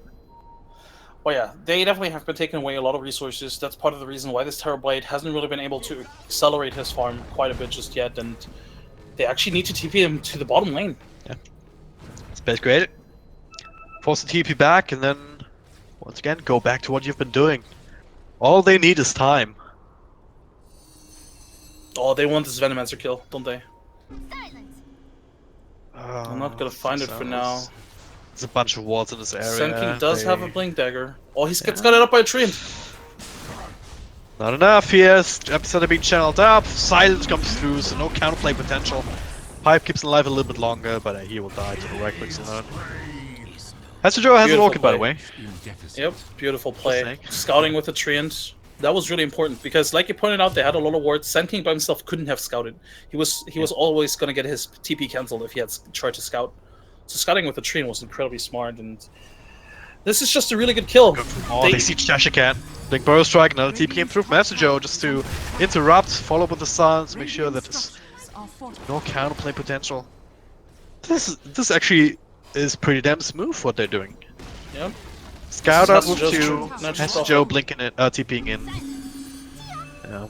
It's been a while since I've seen it, but Radiant's top tower is under it's definitely paying dividends right now. Linking up with Ace to bring down the tier 2 and actually take the lead in terms of towers. Yeah, they're not gonna defend this. And it also already forces the TPs and setups towards the tier 3 tower, but DB are playing this smart. They're not going to force this high ground push just yet. They don't have to. They can take their time. Their lineup is always going to be stronger from now on. I mean, they're ahead, right, by a decent margin as well, 6k in terms of net worth. If they get their items up, if they get like a Hex maybe on Hasujo or on 747 even, they can easily kill this Terrorblade, kill this Venomancer, or even the Enchantress. Well, Aegis is timed out. Gambit put a time on it, I presume, because all smoked up. They do lose 10 Enchantress though, yeah, as you said. The rest of the team way too far away to actually make use of that. If DB keep pushing here, they might get caught out, and there's still this wombo combo potential that we've seen 747 die to a little bit earlier with the Blink Echo into the Melted Dick Death Ward, and they're sitting up on the side here. Neuer will die here, more than likely. There it is. Can he get the Blink out? He cannot. Look at It's really well timing. done. Yeah. It's really well done, and they definitely need pickups like this. But they also need to play safer on their course. Like the Venomancer, I think he was asking or begging to get killed, to be honest. He spent so much time being that aggressive in the lane top that they were bound to kill him. And the only ward that he has right now is it's not deep enough to really protect him. I think he needs more defensive wards to really keep him alive. And same with the Enchantress, she was way too far up. Looks like they might. This Terrorblade is also very alone right now. Yeah. There's balls on fly, and Cheshire Cat are also filing in, so they are ready to defend them. Question is, 747 all use silence pauses out the BKB. And TP out. Swap though, rises there, and now Kuman, he has to walk the old-fashioned way. Always on fly, and Cheshire Cat though, well, actually got quite a few spells up on Noy. He has to TP back to base. It might not be enough. So much damage over time. He dies in the van. There was like Veil, Gale, Nova, and an Urn Charge, at the very least. And don't get that kill. Always on fly walks it off, and Kuman also able to make it out. Bit of an awkward engagement. Yeah. The DB wanted to definitely force the fight. They definitely also could have won the fight. Unfortunately for them, once Kuman was popped his BKB, sure, it was cute to cancel it, but ultimately he couldn't really do anything towards him. Was a bit uncoordinated as well. They went for different targets, and then the Fisher was also pretty good at separating them from those targets. So, yeah, Gambit do well at disengaging here, but overall, I still think they need to be more careful because I don't know why the TB was still sieging there. Just because I mean, they didn't see anybody on the map. There's no way he should be sieging there, in my opinion. Surely they had the two supports sort of behind him to bait it, but still, I feel like that was a bit maybe too arrogant. And it forced out a BKB charge from him, a fresh BKB as well. Yep, it was a 10-second charge, so 9 seconds still good, but you don't want to. Ideally, you want to use every single one of these charges in a team fight that you're winning, instead of just using it to run away. Well, like it's in emergencies, right? But in this case, he sort of had to use it just because he was so far up the lane. So I don't know. It's still a very good game for Gambit though. The Venomancer's still pretty farmed and still very tanky. The Terrorblade is finally top of the net worth of his own team. And both of them are getting very difficult to kill unless they really focus everything on them. Yeah. In terms of pickoffs, it's easy to kill them. You have a lot of change stun potentials, you have silences. But in a team fight, I think killing both of them is going to be difficult for DB, especially when the pipe hits the Terrorblade. Bottom lane, they find Darkseid Foster forward. 747, he has a haste rune though, but doesn't choose to walk past. There's plenty of help they need the coming hex through. Yeah. on this Hesjo soon. Oh, I was turning something here. 747, yeah, better jump out of there. He walks there, he orbs over there, then blinks up here. It was like in 3 different places within a second. Oh, Hesjo gets a DB out too. Great dodge. That could have been disastrous if DB get caught up one by one. Yeah, Ace also TPing very much in the open. If they had vision, if Gambit had vision on him, that might have been the end of him. But they get away, and for now, I think it's wise to do so. They need the next few items to really fight. They need the Hex on the Nature's Prophet, which is coming up soon, and they need the Aghanims on the Puck. I think Aghanim's Puck is going to be huge in terms of kiting the Terrorblade around. We saw that in game 1. The Puck with his Aghanims was a huge factor in dealing with the Razor and the Troll Warlord. Oh god. That's a dead Enchantress. Well, Epicenter had to be committed, of course, but well, at least it's a pesky deer back, so there will be venison on the table. The Earthshaker finds the Puck. Can he kill him? I doubt it. Not alone. He shouldn't be able to, that's for sure. Yeah. Got pretty close. Not close enough. The DD helped. It otherwise wouldn't have been as close. But he also blew Echo Slam. Yeah. And Josh Gat now he gets caught out. But they do have damage over time. It's only Shadow Amulet. But of course you can stagger it like this. Curious indeed, but yeah. At the very least they realize, alright, Shadow Blade's on Plant Rocket, so might probably want to carry some sentries going forward or some dust. Yeah, Rise immediately buys dust in a sentry. Yeah. Alright, so with all of this action happening, like with all the split pushing and whatnot, you look back at Anti-Mage and you see him surging ahead in terms of net worth, 4.2k in the bank. So a lot of this advantage isn't actually working for him. So technically, in terms of pure items in the inventory, the net worth is equal with the Terrorblade. But that'll change once he actually does finish up this next item, which he switched to Skadi now instead of the Butterfly. Do you think that's the right choice, or would you rather seen an Abyssal Blade or something like that? No, I think it's the right choice. He needs more stats. I think he could have gone for the heart as well, but I think the Scotty is going to make it easier to kite the Terrorblade around, which is going to be very important in this team fight. Same with the Venomancer.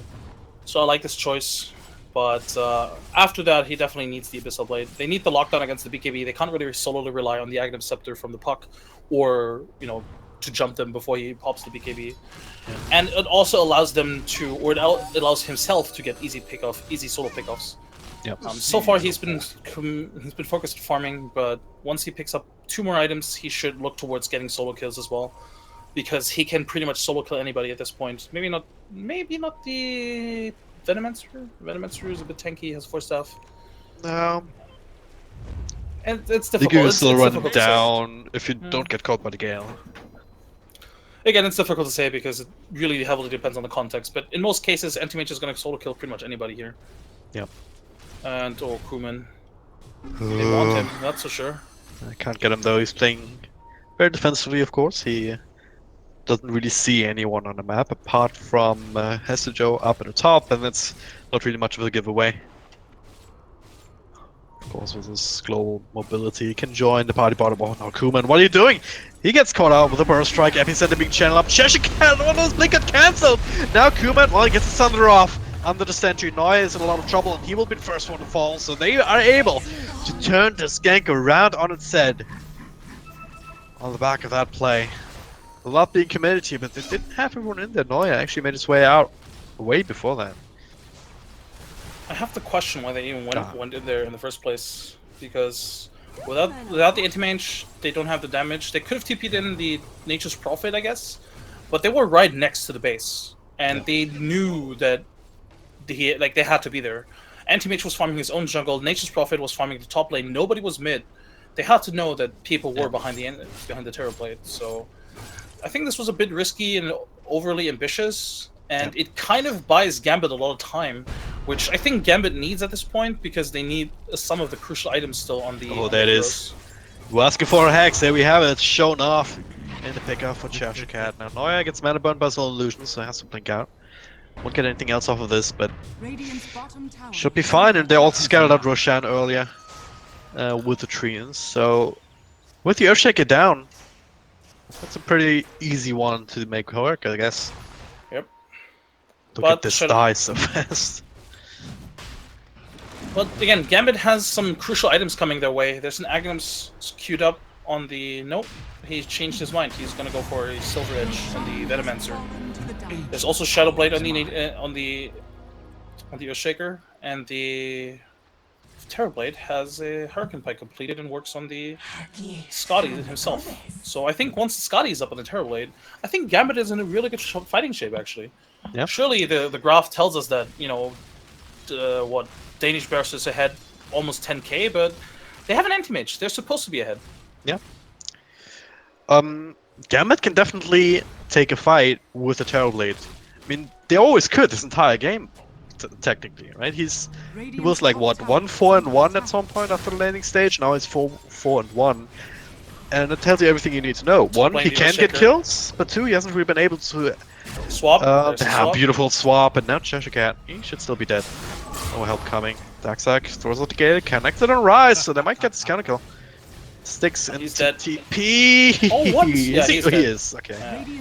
Damage over time. Feels bad, man. But yeah, it's Terrorblade can easily take fights and make kills happen, but Danish Bears, they haven't given them that team fight that they're looking for this entire game. True, and he also invested in an early BKB, which, I mean, he only had to really use it twice now.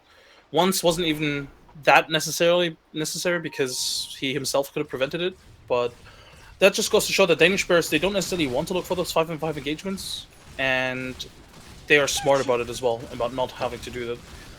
They just got to pick up on the Earthshaker, which is very good. Earthshaker just picked up the Shadow Blade. It was also revealed because they had a sentry there, which scouted the Shadow Blade, Earthshaker in the first place. And they only lost the Vengeful Spirit for that, which is a perfect trade. That's pretty much the trade you always want, if possible. Oh, they're not sure if it's the real one.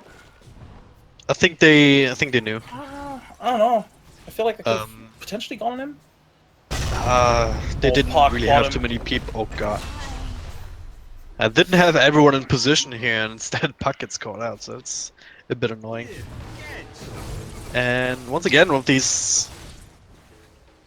You gotta be careful if you're DB to not take too many of these high-risk, low-reward kind of plays. Because if Puck gets caught out, if he dies, it's fine if the top lane is already pushing in as well, and Ace gets some extra tower damage in. It's not even a play really what the Puck was doing there. He had no right, or he just wasn't supposed to be there.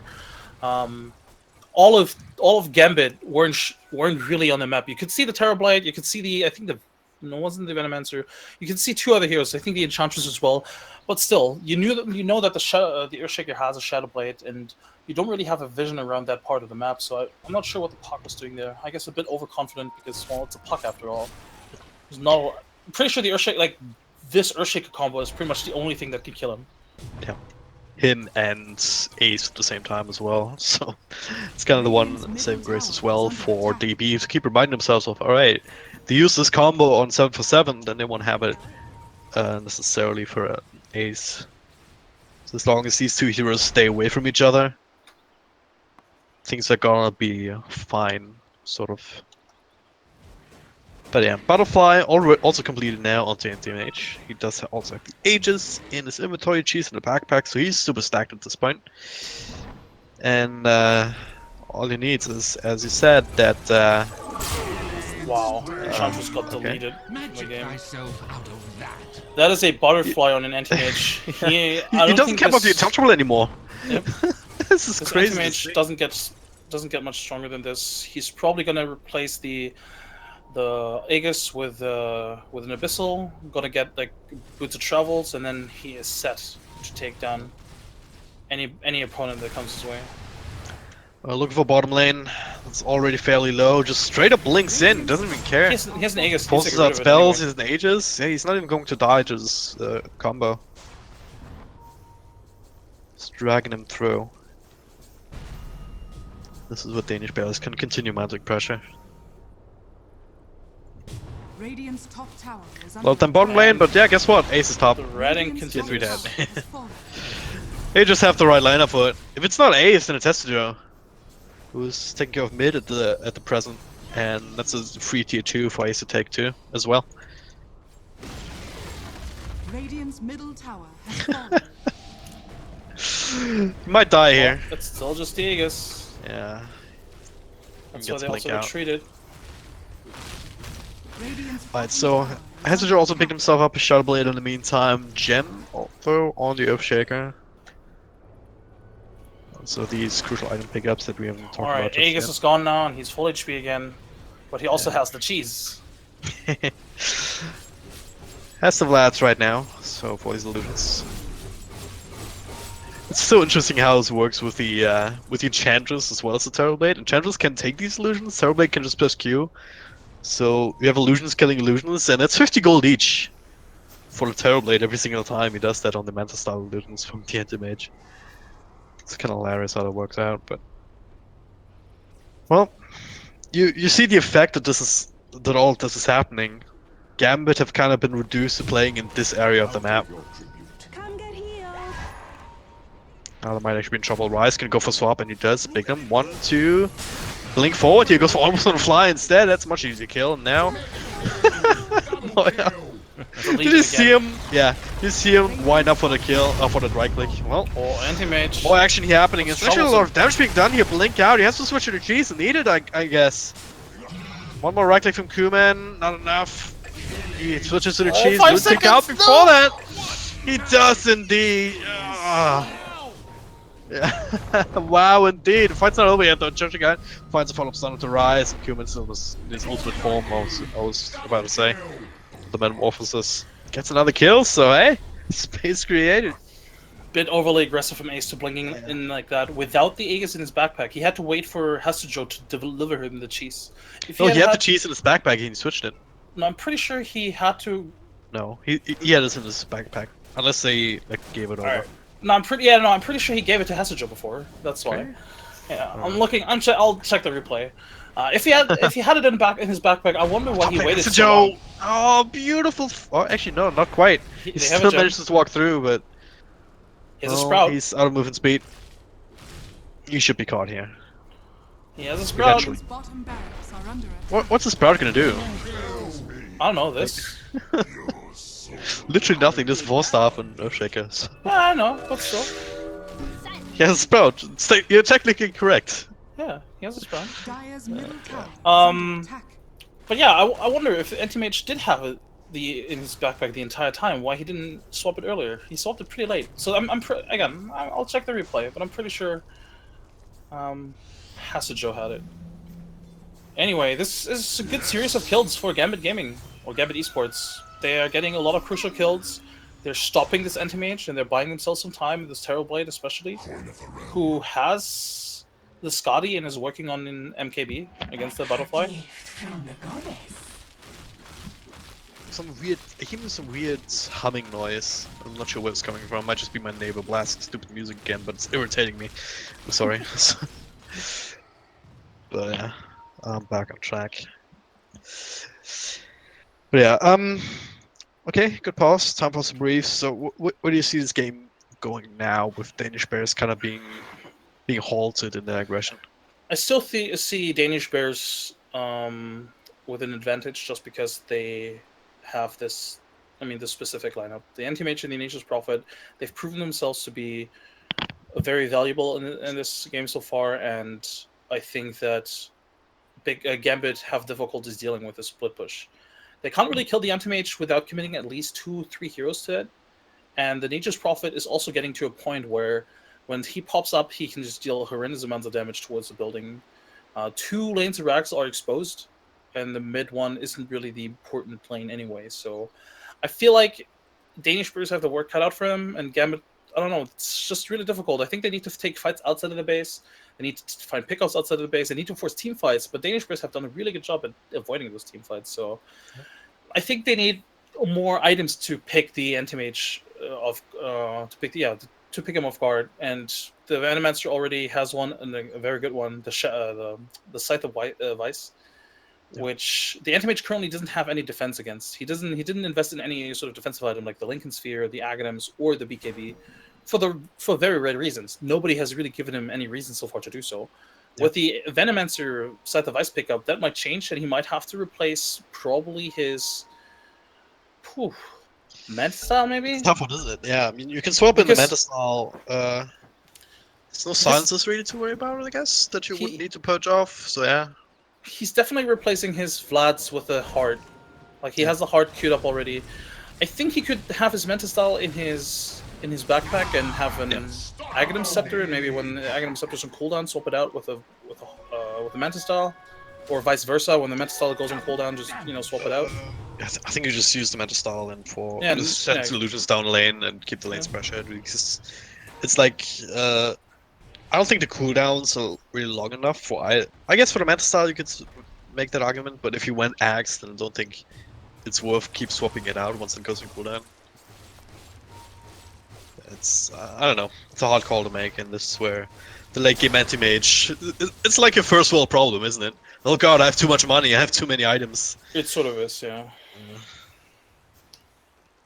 But we're also saying this without any moonshots picked up just yet. He still can pick up a moonshot, which Still is can going to puck, but accelerate his. he's not level 25 just yet. So 747 has yet to crack that glass ceiling. Once he hits level 25, it's going to be a completely different game as well. Once his Dagon 5s come out, that's going to be difficult. Dire's middle tower is under attack. Definitely a game worthy of a game 3 in a series like this. Both these teams seem very evenly matched. If you consider the last 2 games. And now this is Gambit wanting to try and find something a bit more proactive. They definitely need to force a team fight. Right into Roche here, they scout it out. I'm not sure they can sneak the Roche. I feel like... Well, like they the can't Inquisitors because would be there's an aware. illusion coming in, scouting it out as well. So if they did go for it, Dire's Jig would have middle been up and they tower wouldn't have is been able under to attack. finish up Roche quickly enough. So instead they wanted to find a pick off. And once again, Danish Bears, they're They don't have any wards, so it's just their game sense right now. And that game sense is correct. This is not good for Gambit.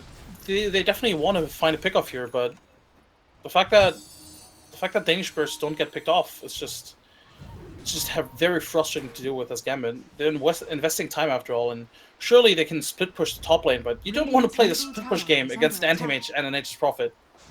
Yeah. Now smoke up from the Dire side. They scout out some of these creeps. And now there it is. Oh, beautiful! Burst strike on 2, follow up there with a 3-man coil. This one of them pops it, anti-mage comes in from the side, tries to finish up a safe target. Bignum, they can't really fight back, and well, Rise taking a lot of damage, 4 stops away. Now the controller's there onto Ace. Can he get the blink out? He can, but can he find his way home? He can. Check out with the blink follow, and with the creep stomp from the Centaur. Kind of miscalculated a little bit. They got the initiation, but they didn't quite have the instant damage follow-up. Channel up the epicenter. Though. That's the range tracks. Yeah, it's basically created. Hessajo comes through. That should die to the Treants, even if he dies here.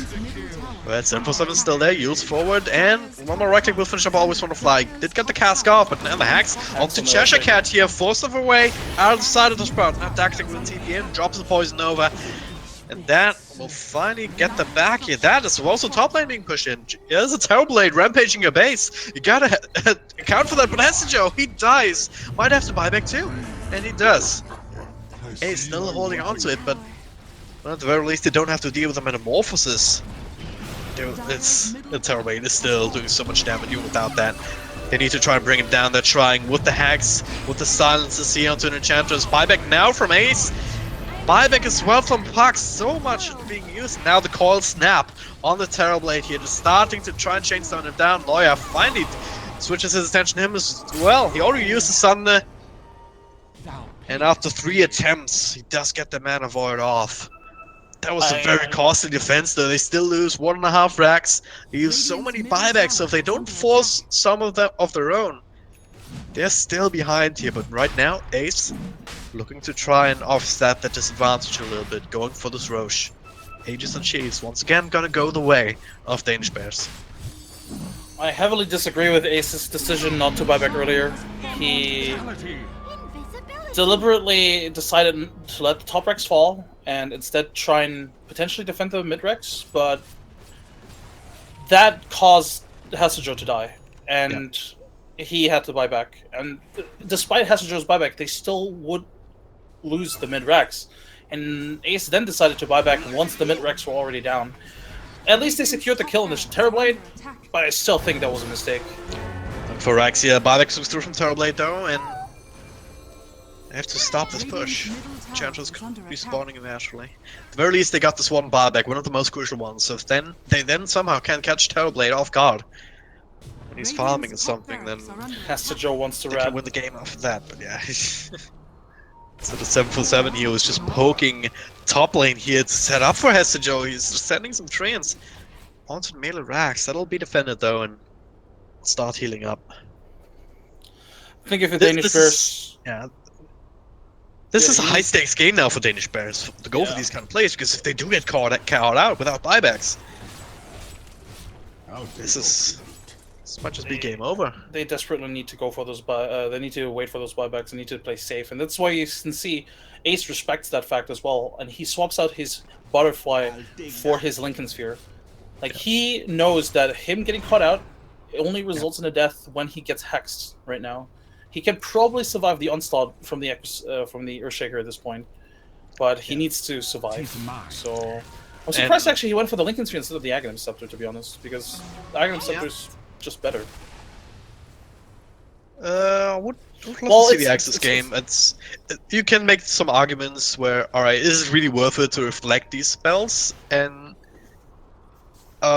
it's not really worth it for the cask. And then it's only for the hex, I guess. But it's not really more expensive than the. No, but like if it's not worth it reflecting that, then you have the Lincoln Sphere with plus 15 all attributes, extra health regen, whatnot, extra damage. So you have plus 30 damage at whereas the axe only gives you plus 10.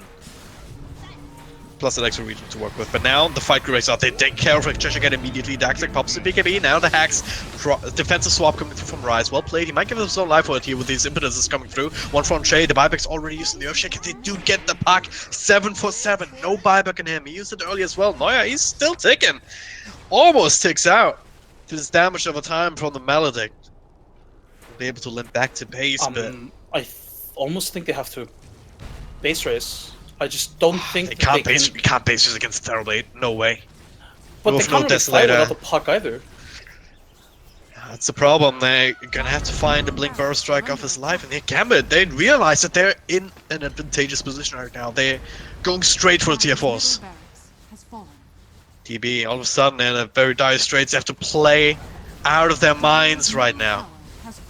Epicenter being channeled up. Link will not be cancelled here. It comes in, Bakuman with perfect time. BKB here. They find the Aegis. They find Neuer. He does have buyback. We'll have to use it, but has to show call for the hacks in the back. This might just be over. Neuer, he can't withstand these right clicks. He cannot carry this game alone. That's GG. And this is it. The Ancient falls. Applause is being cued. And Gambit, they're doing it. Against Lords, Danish Bears, for the longest time, they've had this game in their hands.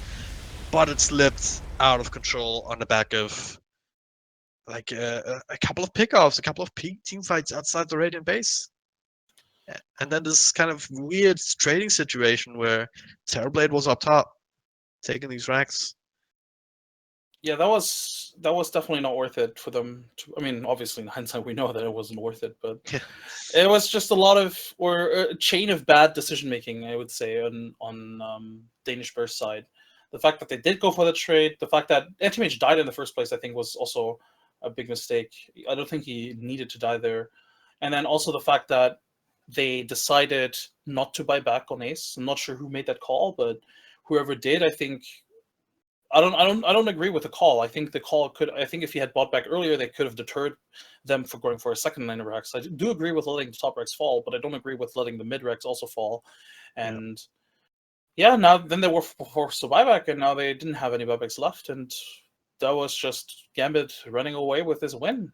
I don't think that they should have won, but they took it. They played convincingly. They bided their time. They were very patient. I think it was very easy to fall into sort of like this mindset, like, oh, damn, we're against an Anti-Mage, we're behind by so much, you know, they have all the map control in the world, and our lineup with the Terrorblade and Venomancer sort of hit, like the early peak timing that this lineup hit, or supposed to hit, they didn't hit it, because they got pressured early on by Danish Bears. And yeah, Gambit Esports, they take it away 2-1. Yeah. Who's your online MVP for this game? For this game, it's so hard to call because, like, the obvious one would be Kuman with the scoreline, but it's like it's what a Terrorblade does. I almost want to say Cheshire Cat because they relied on him to get these initiations and set up for these crucial kills time and time again on these very elusive cores like Neuer and 747, and ultimately some of these helped get them to the point where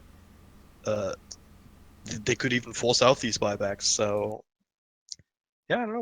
Want to give it to Cheshire Cat for this one. I kind of agree. I think just the number of times he randomly shut down Puck, or at least that previous fight out in the jungle where they caught out Anti-Mage. Like, so much of that seemed to be on Cheshire Cat. I don't know. What about you, Skim? Skim? Oh, we've lost Skim. Is Skim dead? Oh god, why Skim? Skim's down, but this is probably the best time for Skim to go down. So yeah, that's absolutely. Yeah. We still have to pick the Antler Audio MVP for the entire series, though, and that's something that I have troubles with as well because there've been so many great plays for this one. And I still believe in Cheshire Cat. Do you have any views on this? Yeah, I believe in Cheshire Cat. I think there were. They may not have all been particularly flashy, but just a very good, consistent amount of play, despite whatever, you know, throughout the entire series.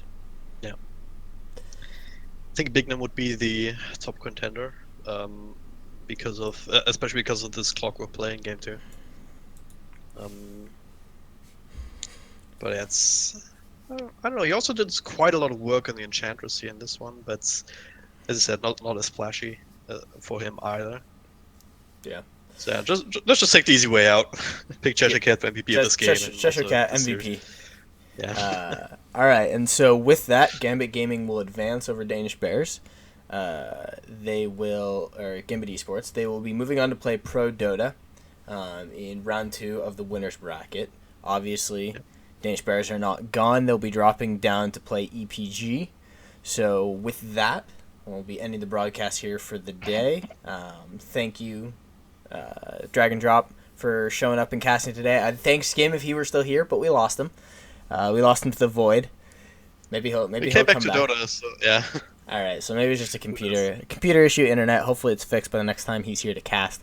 But yeah, this has been Blood in the Streets Dota 2 Championship, brought to you guys by FirstBlood.io and Antline Audio. I'm the Source. I was joined by Skim Gaming and Drag and Drop Dota. We'll hopefully be back soon with our next set of games. Make sure you guys follow the channel and FirstBlood.io on Twitter so you guys know when the next set of matches are. And we will see you guys next time.